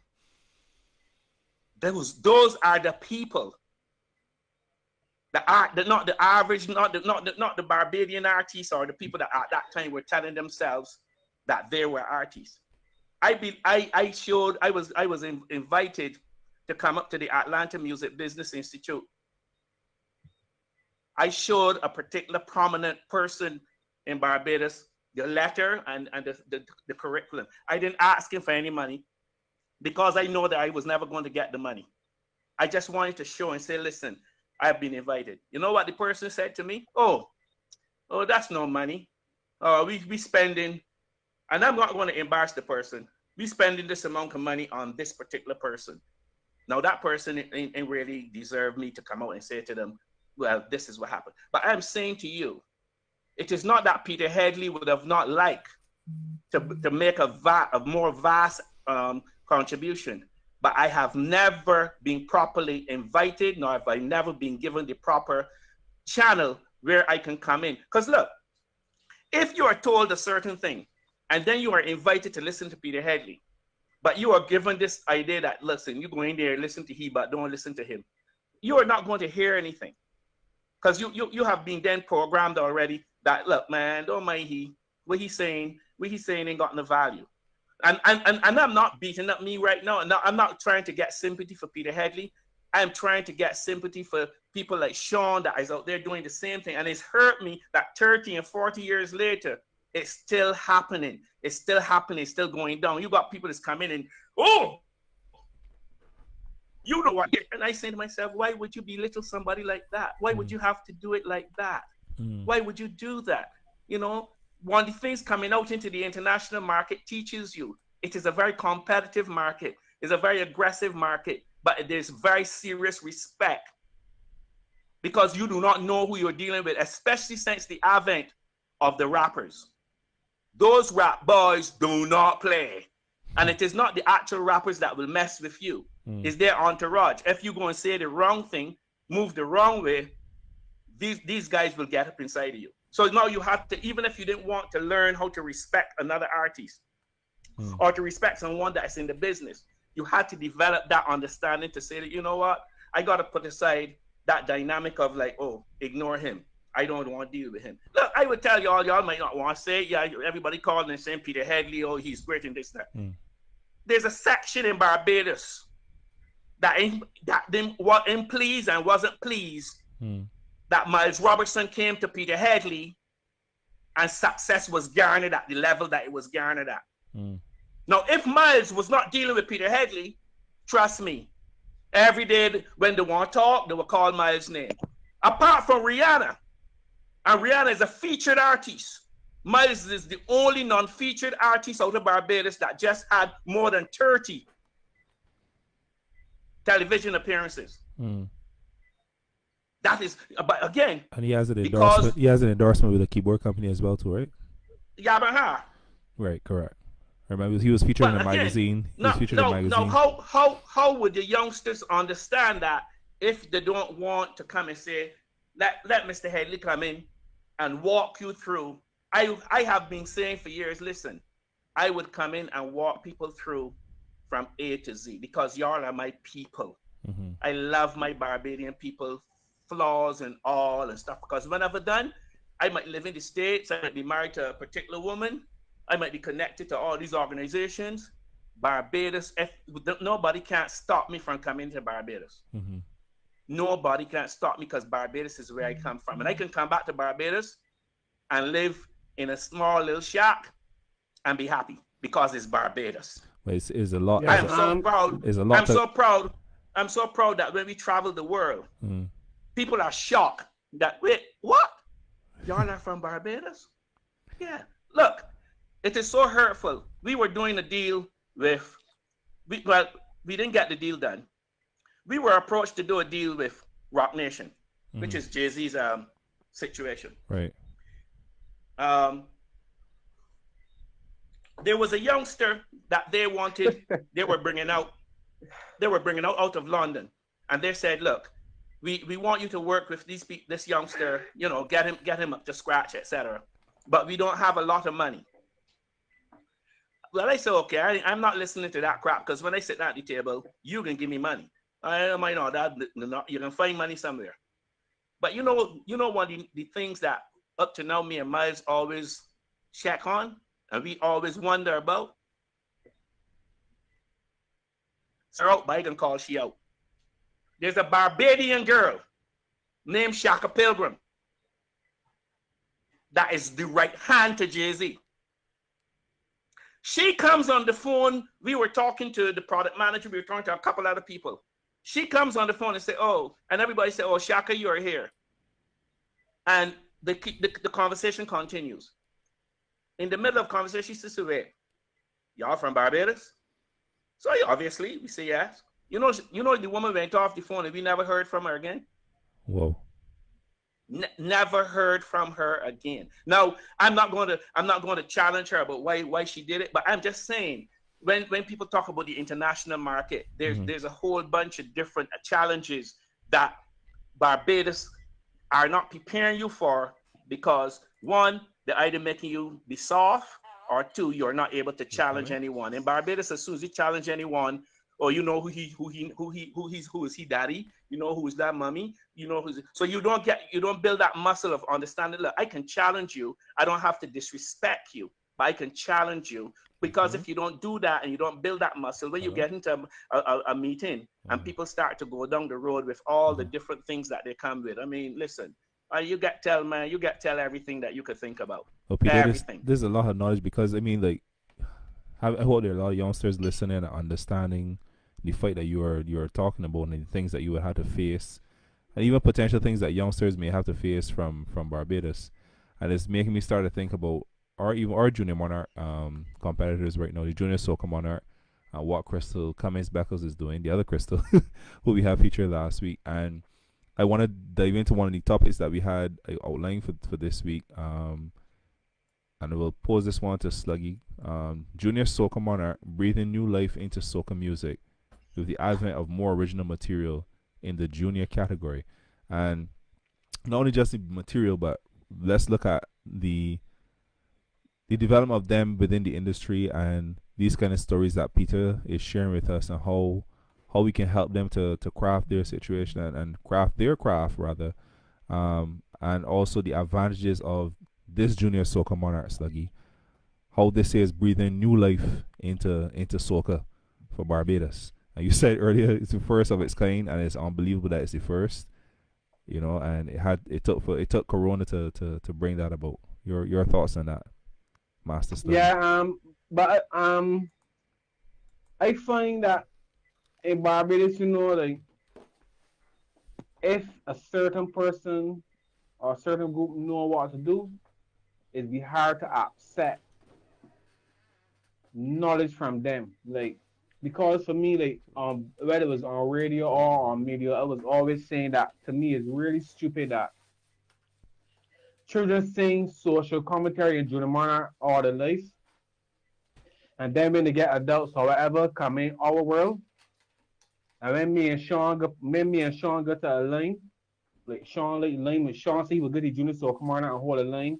Like, we know we like anything social, we be backstage talking, laughing, looking at everything, but it's never ever be social commentary. And the facts that we get paid to go on is never be social commentary facts unless it's a tent.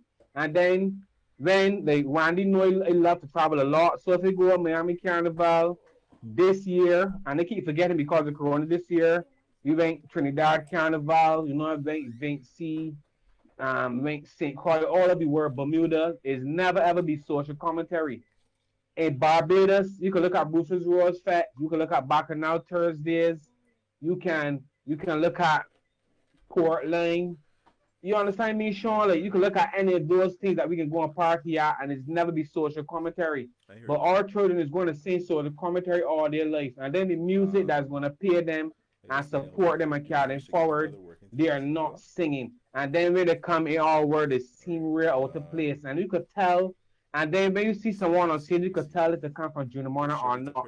And those things used to always bother me. I hate, and I'm sure I had this conversation with Patty as well. And I guess that's all up to development. It used to always bother me, like, what if you don't got a junior, so come on out, so that, because we call them children, right, Peter? But if you look at a person 16, 17, 18, you're already ready for the world. Like, you don't develop people when they know get at 16, people be know through a developmental stage. But you know, me saying it for years and fighting the day. Of course, you know, we got Quantum and Youth in Spotlight. So Randy and myself, we can do it with our economic might. We can do it as much as we can. But I used to be always fighting and saying to me, it is really stupid. You know what I mean? Like I can't sugar it or put it any other way. You know what I mean? The music that pay, the music that you can make money off of, the music that you're going to tour off of as a Caribbean artist. You are not singing it as a junior. Then you can get a senior and start to sing it. Like who develops an adult? Like you still in Muz come, you carry him, and Muz come to you young because Muz is still young. And this was ever since he come to you. And Muz is still a young person. So which means you would have carried him through a rigorous process from that young age. Like I find in Barbados that we don't have time for the youth. We just talk it and sugarcoat it, but we don't have time for the youth. The junior soccer man feels good to me because I real and I know a 18-year-old in a child that developing that is an 18-year. We call it junior. I know it sound good. It sound good to see them a coffee at 17 tour the world and coffee win a Grammy Award at 17. Chris Brown was about 14, 15, and he come out. I could go on and call names, but I find that we where the children get old, I still want to call them children. At 18, you're a junior. Sluggy, I just want to comment. Sluggy, could I ask you a question? And this is one question that really hurts me. Why must it be characterized as social commentary? Do you if you listen to country music, if you listen to rap, if you listen to rap, it is the same stories. It's the same stories. I will let Sean answer that. I actually wanted to jump in to say that. Go ahead, Crystal. Go ahead. You're hearing me, right? Yes, please. We're hearing you. Go ahead, Crystal. I actually want to agree and disagree with you on this point, because there's the commercialization of our music, or what is commercially viable, and then there's our culture and our heritage. And I feel as though it is unfortunate the way how you position your comments, because to me, social commentary is like a rite of passage for our young people as Barbadians being involved in music. I myself found a strong pull to participate in the social commentary side of our entertainment, because I believe it is a rite of passage and something unique about our heritage. As a result, I disagree with you from the extent that our heritage. As Barbadian people, I'm not disputing or getting into the rudiments of whether we originated the concept of social commentary, because everyone knows it. It is not something that was. Oh, sorry. What you say, Crystal. Yes, I'm saying it. I think that it is part of our. It's an institution as it relates to our music. It's a rite of passage. I think that as many entertainers as possible should try to pass through to experience it and to feel the vibe of the music and to help keep it alive, because at the end of the day, everything that is commercially viable is not necessarily culturally desirable, and vice versa. So I like the idea of our young people getting that initiation, but I do agree with you, and this is the part I agree with, that you can actually tell the ones who came up through that stream, because there's such a strong culture in the way how they present themselves on stage that it almost alienates them from what is viable from the cultural perspective, and therefore it's difficult for them to transition. So we have to find a way to make it possible for them to transition. I also think that, there's a lot to be said from a policy perspective and from a strategy perspective when you look at the way how we package our tourism experiences, to the extent that you should be seeing more tourists in the tents. You should be seeing more tourists at events where our music is being played and where our culture is being demonstrated. And there are examples of that in recent times. We had the Friday night events out there, like Pelican Village and so on. But I feel like there has been a very strong disconnect if you're really looking at what would keep our culture and our heritage as it relates to that style of music alive and viable. It needs to be tied in with the visitor experience a lot more and a lot better. But I agree with you again from the perspective that when it comes to what is exportable, the social commentary really has hampered these young people from being able to transition. So you find the ones who are doing well in soca per se have never been through that stream. Crystal, Crystal, just let me say this here. If I had the opportunity for someone from social commentary to come to me, I'm telling you, I'll put them with Spark Miles. It is marketing, it's promotion, it's development. If we continually beat down what we have going, and then we want to say, oh, they're not going to listen to social commentary because it's not viably commercial and all that kind of stuff. But if you don't have the people that understand and have the focus and have the understanding, listen, I don't want to give a music lesson right now. You listen to some country music, listen to bluegrass. These are people speaking about their actual experiences every day. When you listen to a rapper talking about, I come down the street and blah, blah, blah, he's saying the same thing. Now, the only difference is that they have people that understand how to market, how to promote it, and make it viable and compatible. Because social commentary, if you want to put it in that genre, has a home. There's something called world music that all the Calypsonians should aspire to tap into, because now that's where you can get your play. Look, I took on Archie Miller, an old Calypsonian that a lot of people in Barbados don't remember nor don't know anything about. I took him on 2 years ago. Now he would say I'm his manager, but in the spectrum of management, I would not say because there's a different level when you're talking to me. But anyway, I worked with him. I was able to show him that his rum song and the songs that he had out since 1983 still had commercial viability. We joined certain institutions. We stopped VP from getting his royalties because they were not paying him any royalties.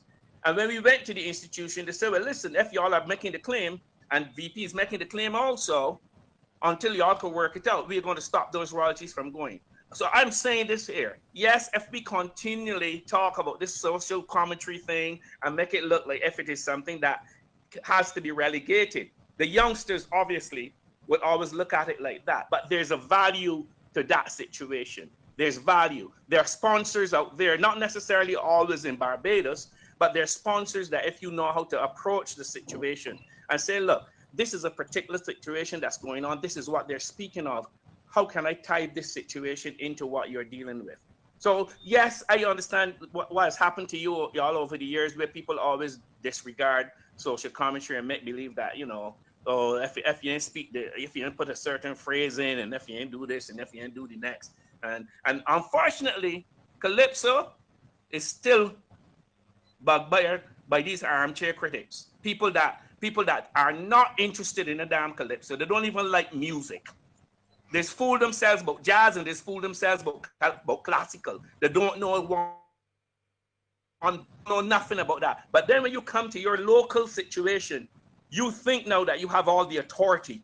Oh yes, no, that phrase was not right there. And come on, who does that to your own thing? It's just like taking up your child and beating it every day and then asking it why it's crying. That's the way that we keep approaching this stuff. If you keep beating up this thing and call it calypso and social commentary, and then you asking yourself, no, it cannot rise to the level to be exported because it's being beaten too much. It doesn't have the value. It doesn't understand its value. You can't see the shine. But if I didn't leave Barbados, I would still be a voice in the wilderness crying, because basically you understand what I was saying. The Americans had to look at me and say, Peter, leave there and come, fail, and make $1 million. It took me 10 to 15 years to understand what they meant, because coming out of Barbados, when somebody tell you to fail, it's a degrading situation. It's not a learning tree. Yeah. You understand? So now if you take this, I can tell you this, I would love any of them to challenge me. They ain't gonna give me none of their money, because they give away a lot of money to a lot of fools already that nothing will happen. Give me one or two of those social commentaries, and if the people are willing to listen to what I tell them to do, I'm telling you, we will eat some money. But we have to stop beating our situations up. Wait, They're valuable. Peter, thanks for that insight, as well as Crystal, your contribution. Now, let me add a different viewpoint, which was one of the conversations that we had. I can't remember which week it was, with Dr. Johnson and who was the other, Dr. Marshall? It was no, Dr. Charles. Yeah, Dr. Charles. Charles. As it relates to different types of music in Barbados and the Caribbean, and how they're perceived, and that link between the different genres, the different types of our music, and the perception that goes with that is almost like a measure of intellect and academic achievement, where we were talking about bashment soca versus normal soca versus social commentary. And it's almost that it is seen as though the social commentary is where you shine intellectually, and the bashment soca on the other side of that. It goes with that whole idea of proper English versus dialect, which really is a whole different cultural ingredient and roots than just marketing and profitability.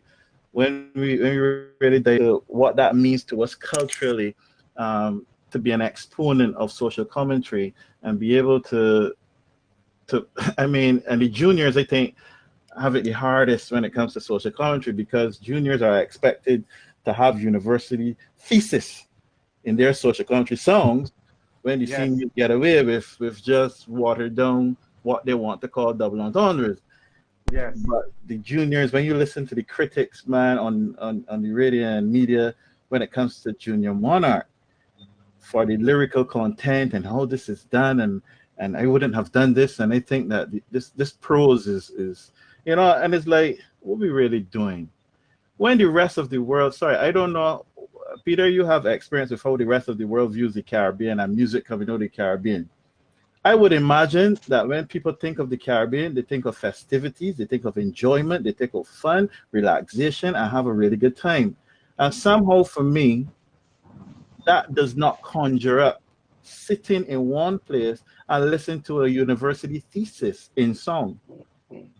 It conjures up to me party and letting go. And I mean, and it is okay to say, social commentary happens in the country and the bluegrass, but social commentary happens in soca and bashment soca too. These are real world experiences about what Thank happens you. when you go into the fete, what happens when you go to the parties. Thank you. These are real world experiences, and almost every cultural expression, musically and lyrically, can be some kind of social commentary, because you are commentating on your day-to-day life of your sexual experiences, your experiences in unrequited love, your experiences in all, and this is soca really. um and I really think that soca is more culturally desirable than social commentary, because I mean, look at the numbers in terms of support. Look at the No, numbers. we don't. Look at the We don't numbers. support for the commentary. No, We lay about it. look at We the tell numbers lies about it. in the Sean, tank I don't versus miss the name. numbers I've that. never missed. I don't miss a tank ever in the last 20 years, nor a pick of the crop in the last 27 years. Sean is still in my 30s, and this is more than 20 years I've never missed. So, Sean, I was part of almost every Soccer Goes Gold, every social commentary between me, Sluggy, like nothing that you play and you see me, and the ones you don't play, I was still there. People Right, don't go. right. and People and I do was not go. and I happen to perform in almost every tent. Then um I will show you these timelines. We do so not support social commentary. so the tents dwindling. I remember being in Conquerors and doing 3, sometimes 4 shows a week for Okay, about at correct. least 7, 8 weeks. And know, Comfortable. and know if a tent gets 3 shows, which is opening night, judging night, and the last show, Can't. people think that that's like an achievement to have 3 or 4 shows Yeah. now a For the season. whole for the whole season, correct. And so that is dwindling. However, the numbers are increasing for the facts. Numbers increasing for the band launches and the Juve on the road, Bro, because I know how 413 people last Friday, Sean. 413. exactly. So I 413 mean, my fat had last week Friday, buddy. Peter, you can tell me, but when people think of Caribbean, I mean, I think I have a good share of overseas friends, and when you think of the Caribbean, man, you're thinking of having a really good time. Well, look, Sean. Yeah, yes, yes and no. Um, and that resounds where, because we have never taken a lot of what we produce seriously. If you don't believe in yourself, you can't get nobody else to buy into what you want to give up to anyone. Listen, I mean, Lisa, let me tell you something. I used to leave Barbados, man, sometimes with $20 in my pocket, and I'll get to the conferences, and at that time my accent was really, really pretty thick. And I didn't have the sophistication to learn how to slow my wording down so that they could understand. I was laughed at. But the thing is that they did for me, they would always encourage me and would tell me, listen, man, you're doing something fine. It's just a matter of things. They would tell me, oh, look, okay, let me say this here. When Shabba Ranks was at his height, did he sing a pop song? No. He sang straight Jamaican Rap. dialect. Here comes Sony. They signed him to a tremendous amount of money, and he was going. I was at a conference. The guys called me one side. They said, Pete, let me explain something to you. We are going to shut down Shabba Ranks. I said, huh? Because he's outselling Jeanette Jackson. So I said, but man, y'all kidding me? I said, but, I mean, y'all just saying him. They said, no, this is what we're going to do. We're going to give him a 12 to $15 million deal for the U.S. market. So obviously now he's going to stop concentrating on his market in the Caribbean. Now, at that time, it took me a long time to understand how these guys play. Because as far as I'm concerned, why are you coming in our backyard and disrupting it if it is this small a backyard? Now, look at what's happening and connect it to the collections of monies that is reversed back out of the countries every year. No. For those who have done the West Indian history and stuff like that, I don't want to go into that, because basically it's the same thing that when the sugar was used to build up Europe and to build up United States, build all the bridges and build all the stuff like that. Now, what's happening, the same thing is happening to people coming into our market space, making us believe that we are not somebody that really can be competitive, taking that money and utilizing it for their own development while we continually beat ourselves up saying, man, you know, I don't understand why this is not happening. Because if we don't start taking ourselves very seriously, we can't keep looking outside and asking somebody to accept our music. We can't keep looking outside and saying, you please, master, let us know if when we sing go down to lower tongue, that is something that is something that is marketable. If we don't stop that type of mentality, they're not going to give it to us. You have to take it. You have to come. And that's why I like these youngsters. You see that bashment soca thing? Oh my. Why Ed Sheeran and all them guys start slipping this little rhythm into, and they're selling millions. Why? Because they keep their ears to the ground in what's going on in the Caribbean markets. They keep their ears to the ground because they know point blank, if we can tap into that energy, this is where we are going to go. And for all those intellectual people that always come on talking all the foolishness in the world, one of the best examples of someone that comes from a very intellectual space and comes from that class place is the late Edward Siaga. Edward Siaga took the time when he finished his anthropology degree to study the music called Comina out of Jamaica. And that moved from that there into the ska and the reggae and stuff like that. How many other people throughout the Caribbean that has that type of status has given us any sort of love like that? Now, these are people that would tell you, oh, that phrasing is not this and that phrasing is not that. But basically, as I say, if we continually inviting people to beat up what we have going, it is not going to go anywhere. You know, it is valuable. Trust me, it is valuable. You know, look, I'm going to throw something from total left field right now. There's something called, and anybody right now, the internet can punch it in. There's something called the royalty black box that holds $2.5 billion in unclaimed royalties from artists worldwide, publishers, etc. At least $500 to $600 million of that money generated by Caribbean artists. But nobody is going to know because nobody is going to invite you to tell you this is what's going on with your music. Because if you think telling your music is not valuable because you have a particular spectrum of what commercialism means. Peter, can you repeat that, please? What? What you said about the portion of the black box royalties that are attributed to Caribbean artists. Repeat that part. Well, I will repeat it, but I don't want people to get busy out there because it's not easy to access. So don't think that because I'm saying that you can call me and I can direct you how to do it because there's a lot of different dynamics. But it is about out of the 2.5 billion. My team and my research situation has indicated that there's about $400 million that belongs to Caribbean artists over the years. And these are what happens if music is played and there's no publishing attached to it. If music is played and there's no type of proper copyright information attached to it, obviously then nobody knows where to send the money. So it goes into this so-called black box where all these guys they don't have to touch it. They don't have to touch the principal because they're sending their children to the private schools and buying the Learjets out off the interest alone. But because again we keep devaluing what we are about. We keep devaluing it. So obviously nobody to inform us as what we can do.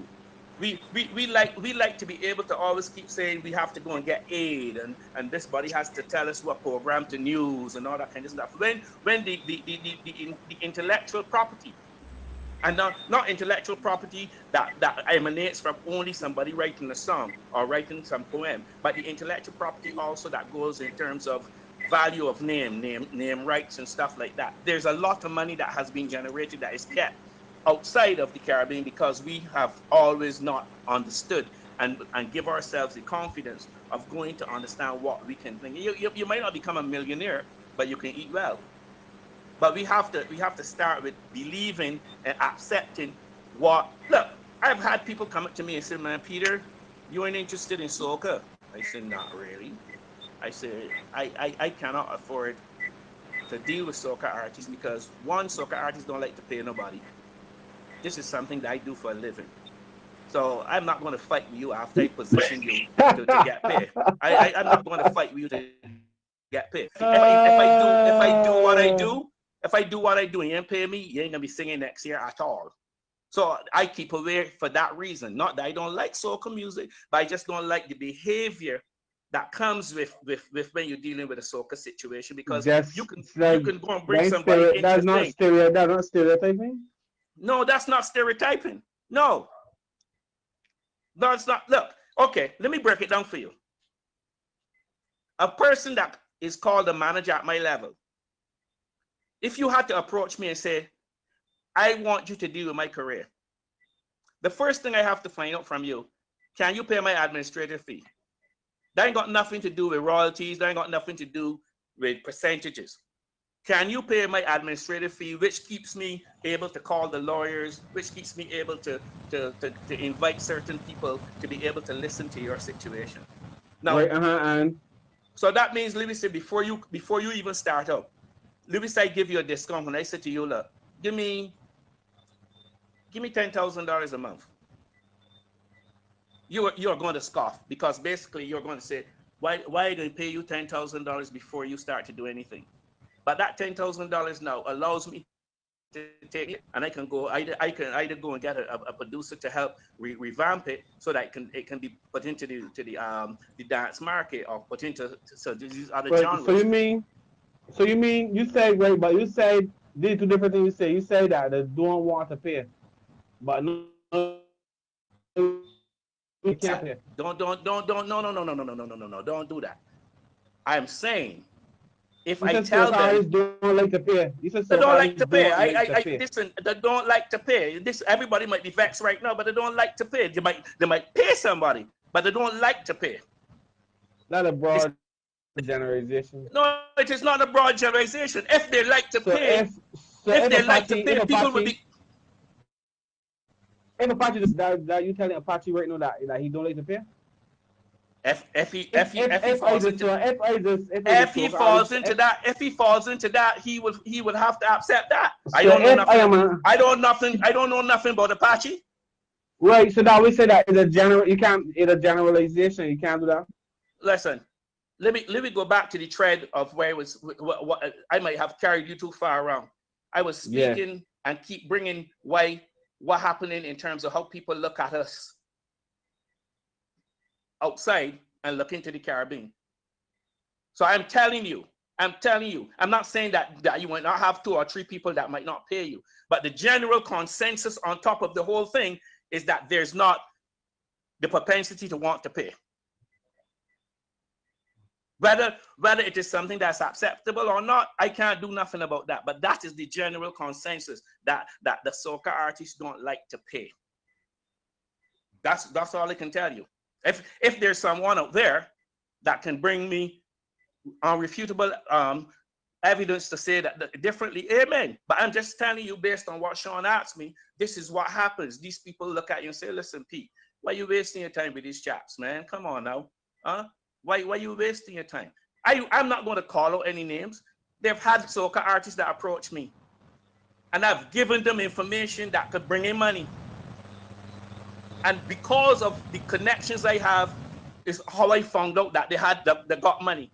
But they never thought it necessary to call and say, Pete, it might not have been $20 million, it might not have been $50,000, but we got this here. So when you say to them, but at least you could let me know that you got some money from the situation. Oh man, when the money can come. So I'm saying it is not a matter whether you could give me $5 or $55. The psychology of how you're approaching it, that you don't want to pay anyone for being able to contribute their value system. That's why y'all there's this disconnect continually, because anyone that comes around and say let me manage you, you expect them to manage you like if you're working in a plantation. So when the person says to you, look, all right, I got a gig for you, it's $5,000. I had to spend $500 towards this travel, gas, this and that. So I'm going to take that out first. And then, if you say to me, you will give me $300 for my services, man, well, you can take all my money. And this is what's happened to me. I'm not talking outside the scope. I've had that situation happen to Peter Headley, that you did something for a soca artist, and as soon as the money comes, they're arguing, but why you need to get that? Did you see when I was calling the lawyer? Did you pay the lawyer that $100 an hour, or that $150 an hour, or that $200 an hour, where he was able to show me where to go? So I'm saying this is the general car. You think that people other than Peter Headley that come from Barbados have not tried and didn't want to deal anything with the soca market? They want to do something with the soca market. They want to. But if you got these kind of practices continually, people are just going to shy away, because this is not a matter of trying to become a millionaire off anyone, but as the principle of how you're approaching what you're dealing with. If Sluggy, I'm saying this there. If you're a soca artist that is willing to pay, I'm very sorry. I would definitely work with you if you're one of those guys that are willing to pay.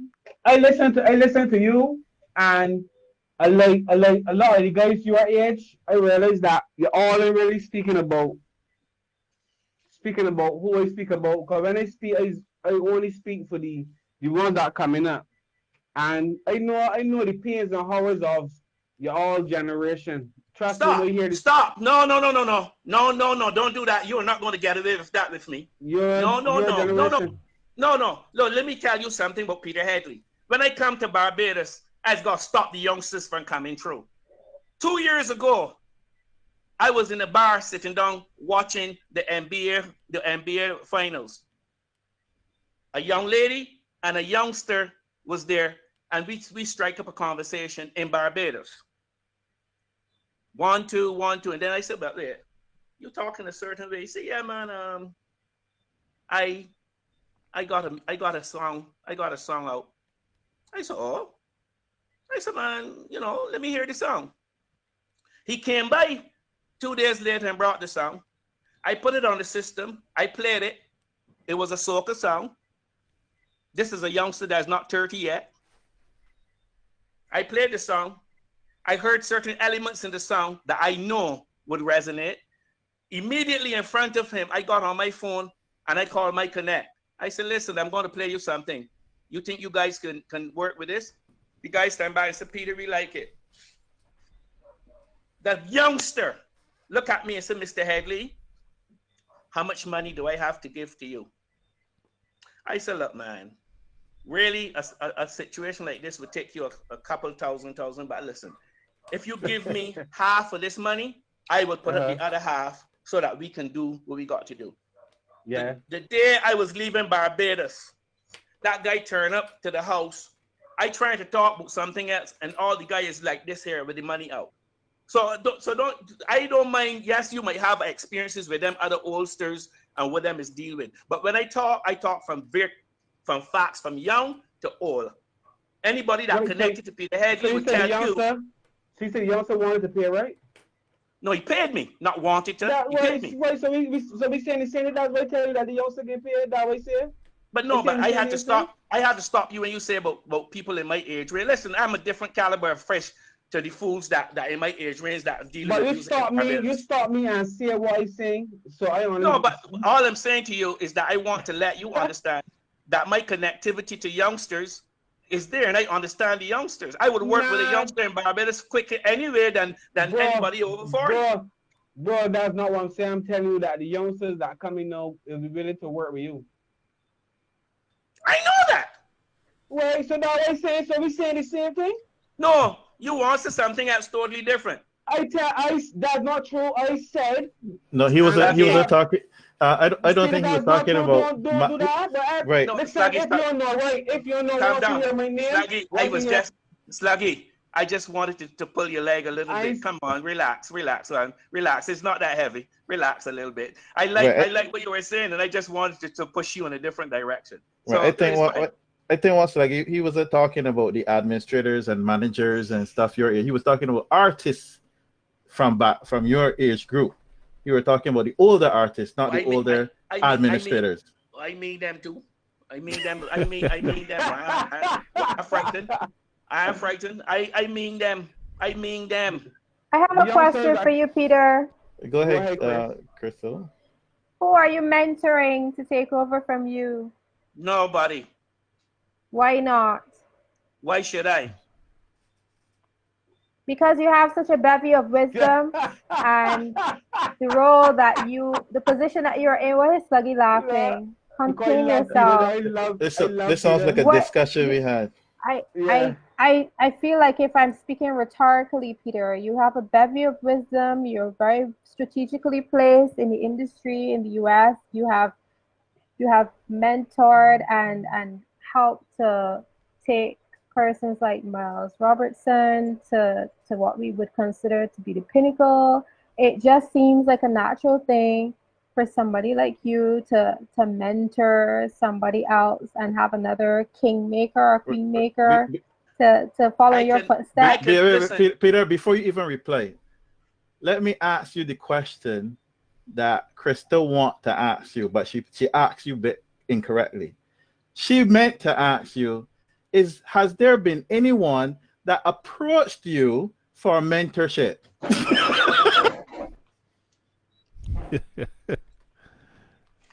That's what she meant to ask you. Sean, I was going to answer her. Don't put the words in my mouth, but I let you question. No. I was going to answer where she asked me, but yes. And this is also how I do management. I have never approached anybody to manage them. Never. Because my argument is, if I have to approach somebody to manage them, I am not doing anything. If you're doing something, you know, when you go to school, they tell you like is attract like. Mm-hmm. So if you know what you're doing and you have a like, the people that are seeking will get to you. I said that a few weeks. People will get to you. That has been my mantra in this chat room. But look, Crystal, let me to speak to this here. Look, honestly, I really at the point at this time of the night, we're really deciding to have some fun. I find that y'all guys still got it too tight. We gotta have some fun, man. We gotta just really relax it and really make it be happy. This is a happy thing. Listen, to be in the music game is a happy dynamic. Anytime anybody, I don't care how old you are, how young you are, as long as you step into the music game, I respect you. Because when you get in that particular ring, it is not an easy ring to be in. So whenever you get in there, so if I talk to you long enough and I find that you have a certain dynamic to you, I will start making fun because I'm trying to make it look like it doesn't have to be that heavy. Later the moment.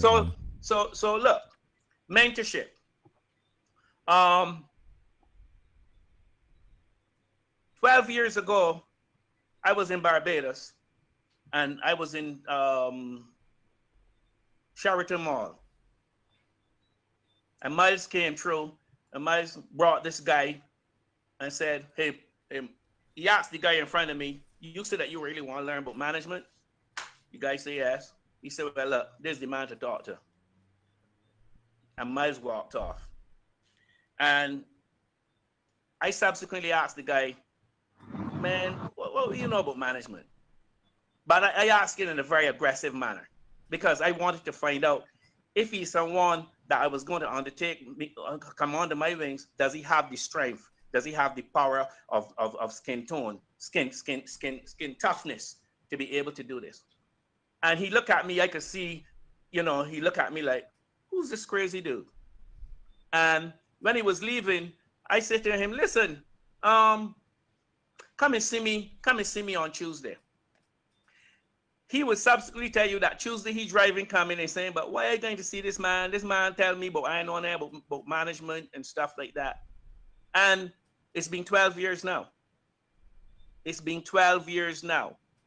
Now, most of my mentorship goes up here because basically, no disrespect to anyone out of Barbados, but I run a music consultancy situation where people that don't even know me, that have never met me, I consult for them and they make sure that I'm paid.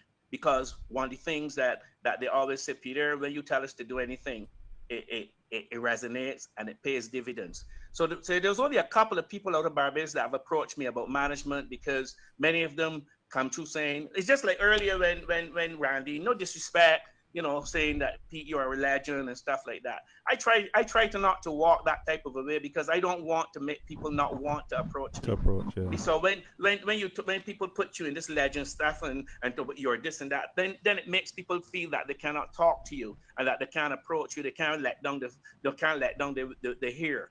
You can let down your hair around me because I want to find out who you are. I want to understand who you are. If I'm going to say to you, listen, look, the guy that I'm working with, that I'm mentoring out of Barbados, we have done some good business. We have done very good business. And exposing him, when we were working with Alex, we take away Alex for 2 or 3 trips a year. And he would ask me, but Peter, how the money is coming? And I would say, well, look, this is the way that you work your game, and this is where it comes from. And I mean, sometimes it's being a little tough because living in Barbados with people telling you that this here can't work and stuff like that, it's a little tough. But he has stuck it out, and he's look. I'm so confident right now to answer the bottom part of your question. And I know he's listening, and I hope that he doesn't panic and freak out when I say this. I'm so confident right now that I would hope in the next 5 years or less, I can be in the background and he does all the procedures because that's the confidence I. Now we have tried to bring on other people, but they have come on and they have brought their nasty habits. So when you bring your nasty habits, you're going to drop off. Nobody don't have to tell you to go. You're going to go because basically when you come through and you think that you're going to come through and you're going to be behaving a particular way, no. There's a standard, there's a structure, there's a protocol that you have to follow. If you don't want to follow that protocol, bye-bye. It doesn't take any skin off my back. Look, I will say this here. 2 people in this world has never questioned me about music and the business and what it can do. That's my dad. May he always rest beautifully wherever he is. Love him, and my wife. Before Miles came through, I had decided that I am not waiting around for no artist to don't pay me so that I can't pay my bills. So I was on the way out. I was, as far as I'm concerned, hey, Pete, bam, bam, bam. I came in one evening. I was working, I was running a real estate firm, and my wife said to me, I want to talk to you. And look, we on the radio and stuff like that. So fellas, you know when a woman tell a Bayesian man she want to talk to you, you start thinking also. You get scared, you guys. Yeah, jittery. Some crazy stuff. Anyway, she said to me, Peter, I want back my husband. So I said, well, I come home every evening, I come home every night. And she said, yeah, but you go down in your office and you got these computers up and you got these numbers up and she said, that's all fine and good. She said, but you know what? When you're doing the music, that's what I love. You're jovial, you're happy, you're exciting. She said, yes, you might not make the same amount of money in the next 2 years, but listen, I don't want you to deal with that real estate thing anymore. Boy, we fight for nearly 3-4 months. I decided, okay, I tired of this. I shut down the company and stuff like that. 3 months later, that's when everything went kapuki. But Miles came through. So apart from my consulting business now, I was able now to put all the information, because one of the things I can say to y'all guys, I've been working with a lot of Americans for years, but coming back to Barbados and being told that you're a liar and that you ain't truthful, that don't mind you can't work with these people. I decided, listen, I can just show them that I can take somebody from Barbados and I can put them on the map. If Miles was a featured artist, I would have kicked Rihanna's Bukaluki. Trust me, I competitive. I don't play. I know them guys just like everybody else. because that's how it is not on anything. I use the name Rihanna, but I'm not against her. But I'm saying in terms of the pantheon of being an artist, I would have like, look, man, I got to get my artist at that level. I got to be able to think. I mean, certain people would know in Barbados that, you know, I got miles buying certain stocks and stuff like that, because basically it is not about only just, you know, if you can take somebody and it is where, and this is to Sean's point about a pension and stuff like that. How can you make them be satisfied later on that money will be turning over and coming back without they having to be out there? And this is what would have happened if they had given Peter Headley a chance to speak to them years ago. All like now would have been collecting nice, beautiful checks, because we would have had them set up in some nice, beautiful money market situations, nice assets and stuff like that. So you wouldn't have to be worrying about working on a stage alone. And then we would have had your publishing and your copyright so well organized that you will be making money. Not like what has happened with the people down there that is walking around talking enough big language about publishing, but you can't get a check from them. They can't give no artist a good check.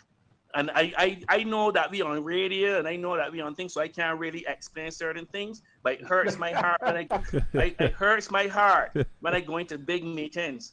Look, don't think that the people outside don't know what's going on. They know and they say about Peter, but you know, this is what's happening. But if you come into Barbados and you start saying anything, look, I could say this here.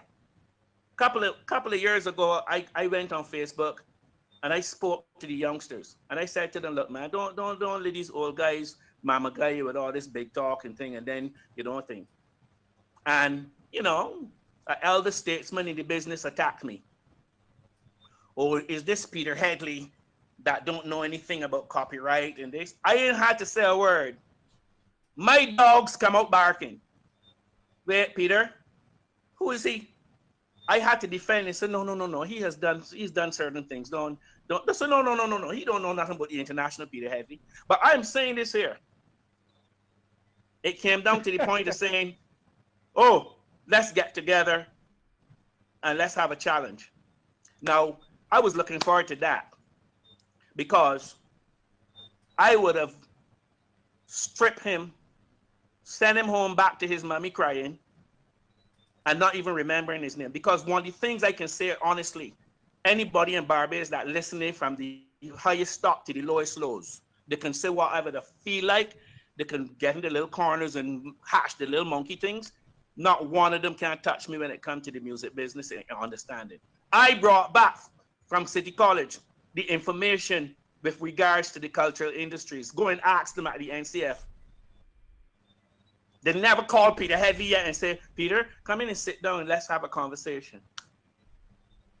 I have been the first. If you go back in the 80s, go to the Nation, you would always see Peter Headley, music business management, touring management, accounting, this and that. That is the kind of thing that I was talking. Now, to see that 30 years later, you guys are still following it, it hurts my heart. Trust me. Y'all still fighting that same challenge. Y'all shouldn't be fighting that same challenge.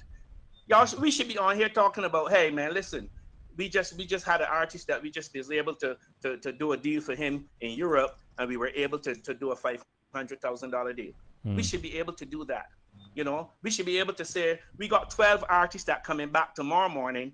12 artists that employing 10 people. That's 10 households or 25. Let me say is 150 households if they start to talk. You can imagine the impact that takes on.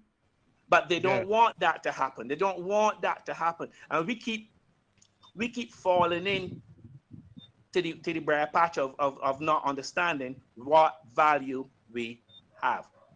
It ain't easy for Peter Headley to be the only person that everybody looking towards. It's not an easy thing, because if I had 3 or 4 more people running with my level, man, we would get busy, baby. We will get busy. We will do it so hard that it would be amazing.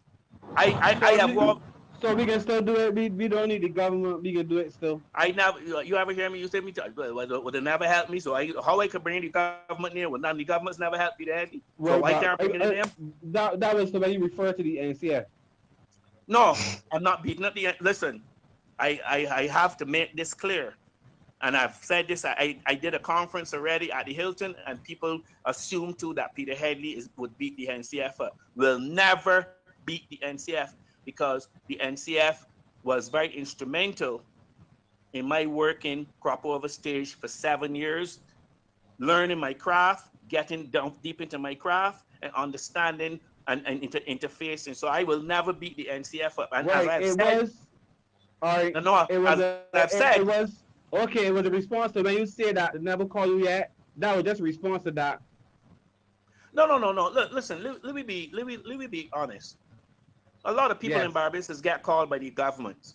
I'm not. The NCF is just an arm of the government. The NCF is not the.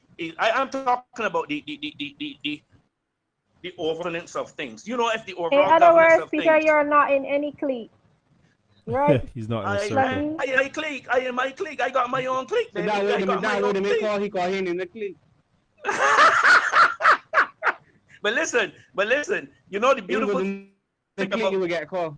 Well, listen. The beautiful thing about not being in a clique, I stand so proud, and I know a lot of people that might be listening on the radio and might be watching on the internet might be angry still, because I always thought about proud, because people like to believe that proud has not contributed anything to our nation state. Come on, but man. Somebody studying proud. No, listen, that's what I tell you. You better study proud, because we come up strong. You making sport. Strong walk. Listen, the Reverend Dr. Wilfred Rudd, retired Bishop of Croydon. A bishop? From Proud. Yeah. So Professor John. So retired professor. Retired professor. So being a bishop is a good thing? Why not? That's one. Okay, why not? Go ahead. Retired professor from the University of Manitoba, John Seeley, from Proud. Okay. Retired ambassador to the EU, Earl Humphreys, from Proud. So one. Professor at Saskatchewan University, Trevor Rock, from Peter Headley, music big dog, from That's a big name. No, that's a big dog, man. You know cooking, man. You don't call them names, man. You don't call them names, man. Peter Headley. I want to hear Peter Headley, man. No. I want to hear Peter Headley, man. No, you're not doing that, man. That's a big name, man. I know. I got another one for you. Right. The Dr. Shoes Roofy, biggest OBA man from Pro. OBA man. Oh dear. Yeah, from Pro. So guys, I think that the larger point continues this week, as has been through the series, from where I sit, that there's a lot to be said by way of the change that needs to take place, and certainly the education that needs to happen. And I am confident that with the minds in this space, that a lot can be done to accelerate the change and the education. I am very willing and able to be a part of that evolution as it relates to our industry, and commend all of you for playing your respective individual and unique parts to help catapult discussions like this, because for me, I think the biggest takeaway, especially looking at the accomplishments Peter has attained, one of the things that he said that will always stick with me is the books that he read in his formative years, and that to me, I've actually read one of those books, Think and Grow Rich, and I think that's a cult classic. But I think what that says is that the foundational or bedrock mindset upon which we as cultural practitioners build towards whatever lofty goals we set for ourselves is so crucial.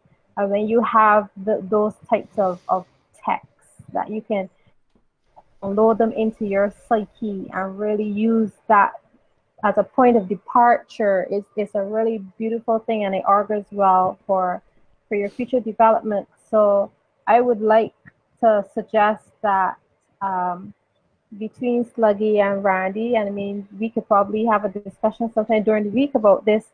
A lot of the truth bombs that get dropped during these conversations, we need to distill them from in the 3 hour long chat and create some kind of memes or some kind of post or some kind of content that would allow people to really grab hold.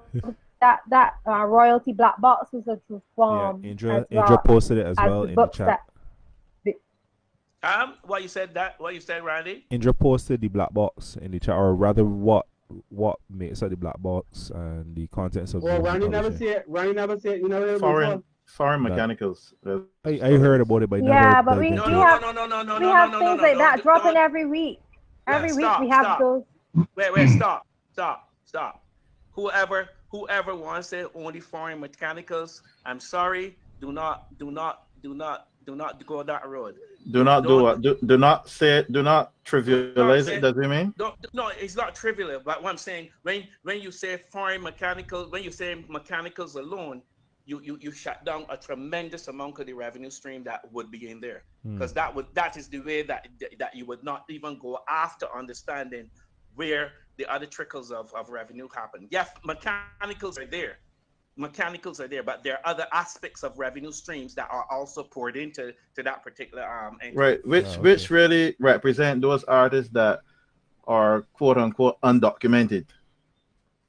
Not only undocumented. Sometimes a lot of artists would have not realized they should register a publishing company to go along with their recordings and stuff like that. Right. So undocumented. Well, I'm very partial to this word undocumented. Remember, I'm living in Guys, I think it would be wonderful. Before, go ahead, Crystal. Sorry. Yeah, I was gonna say, I think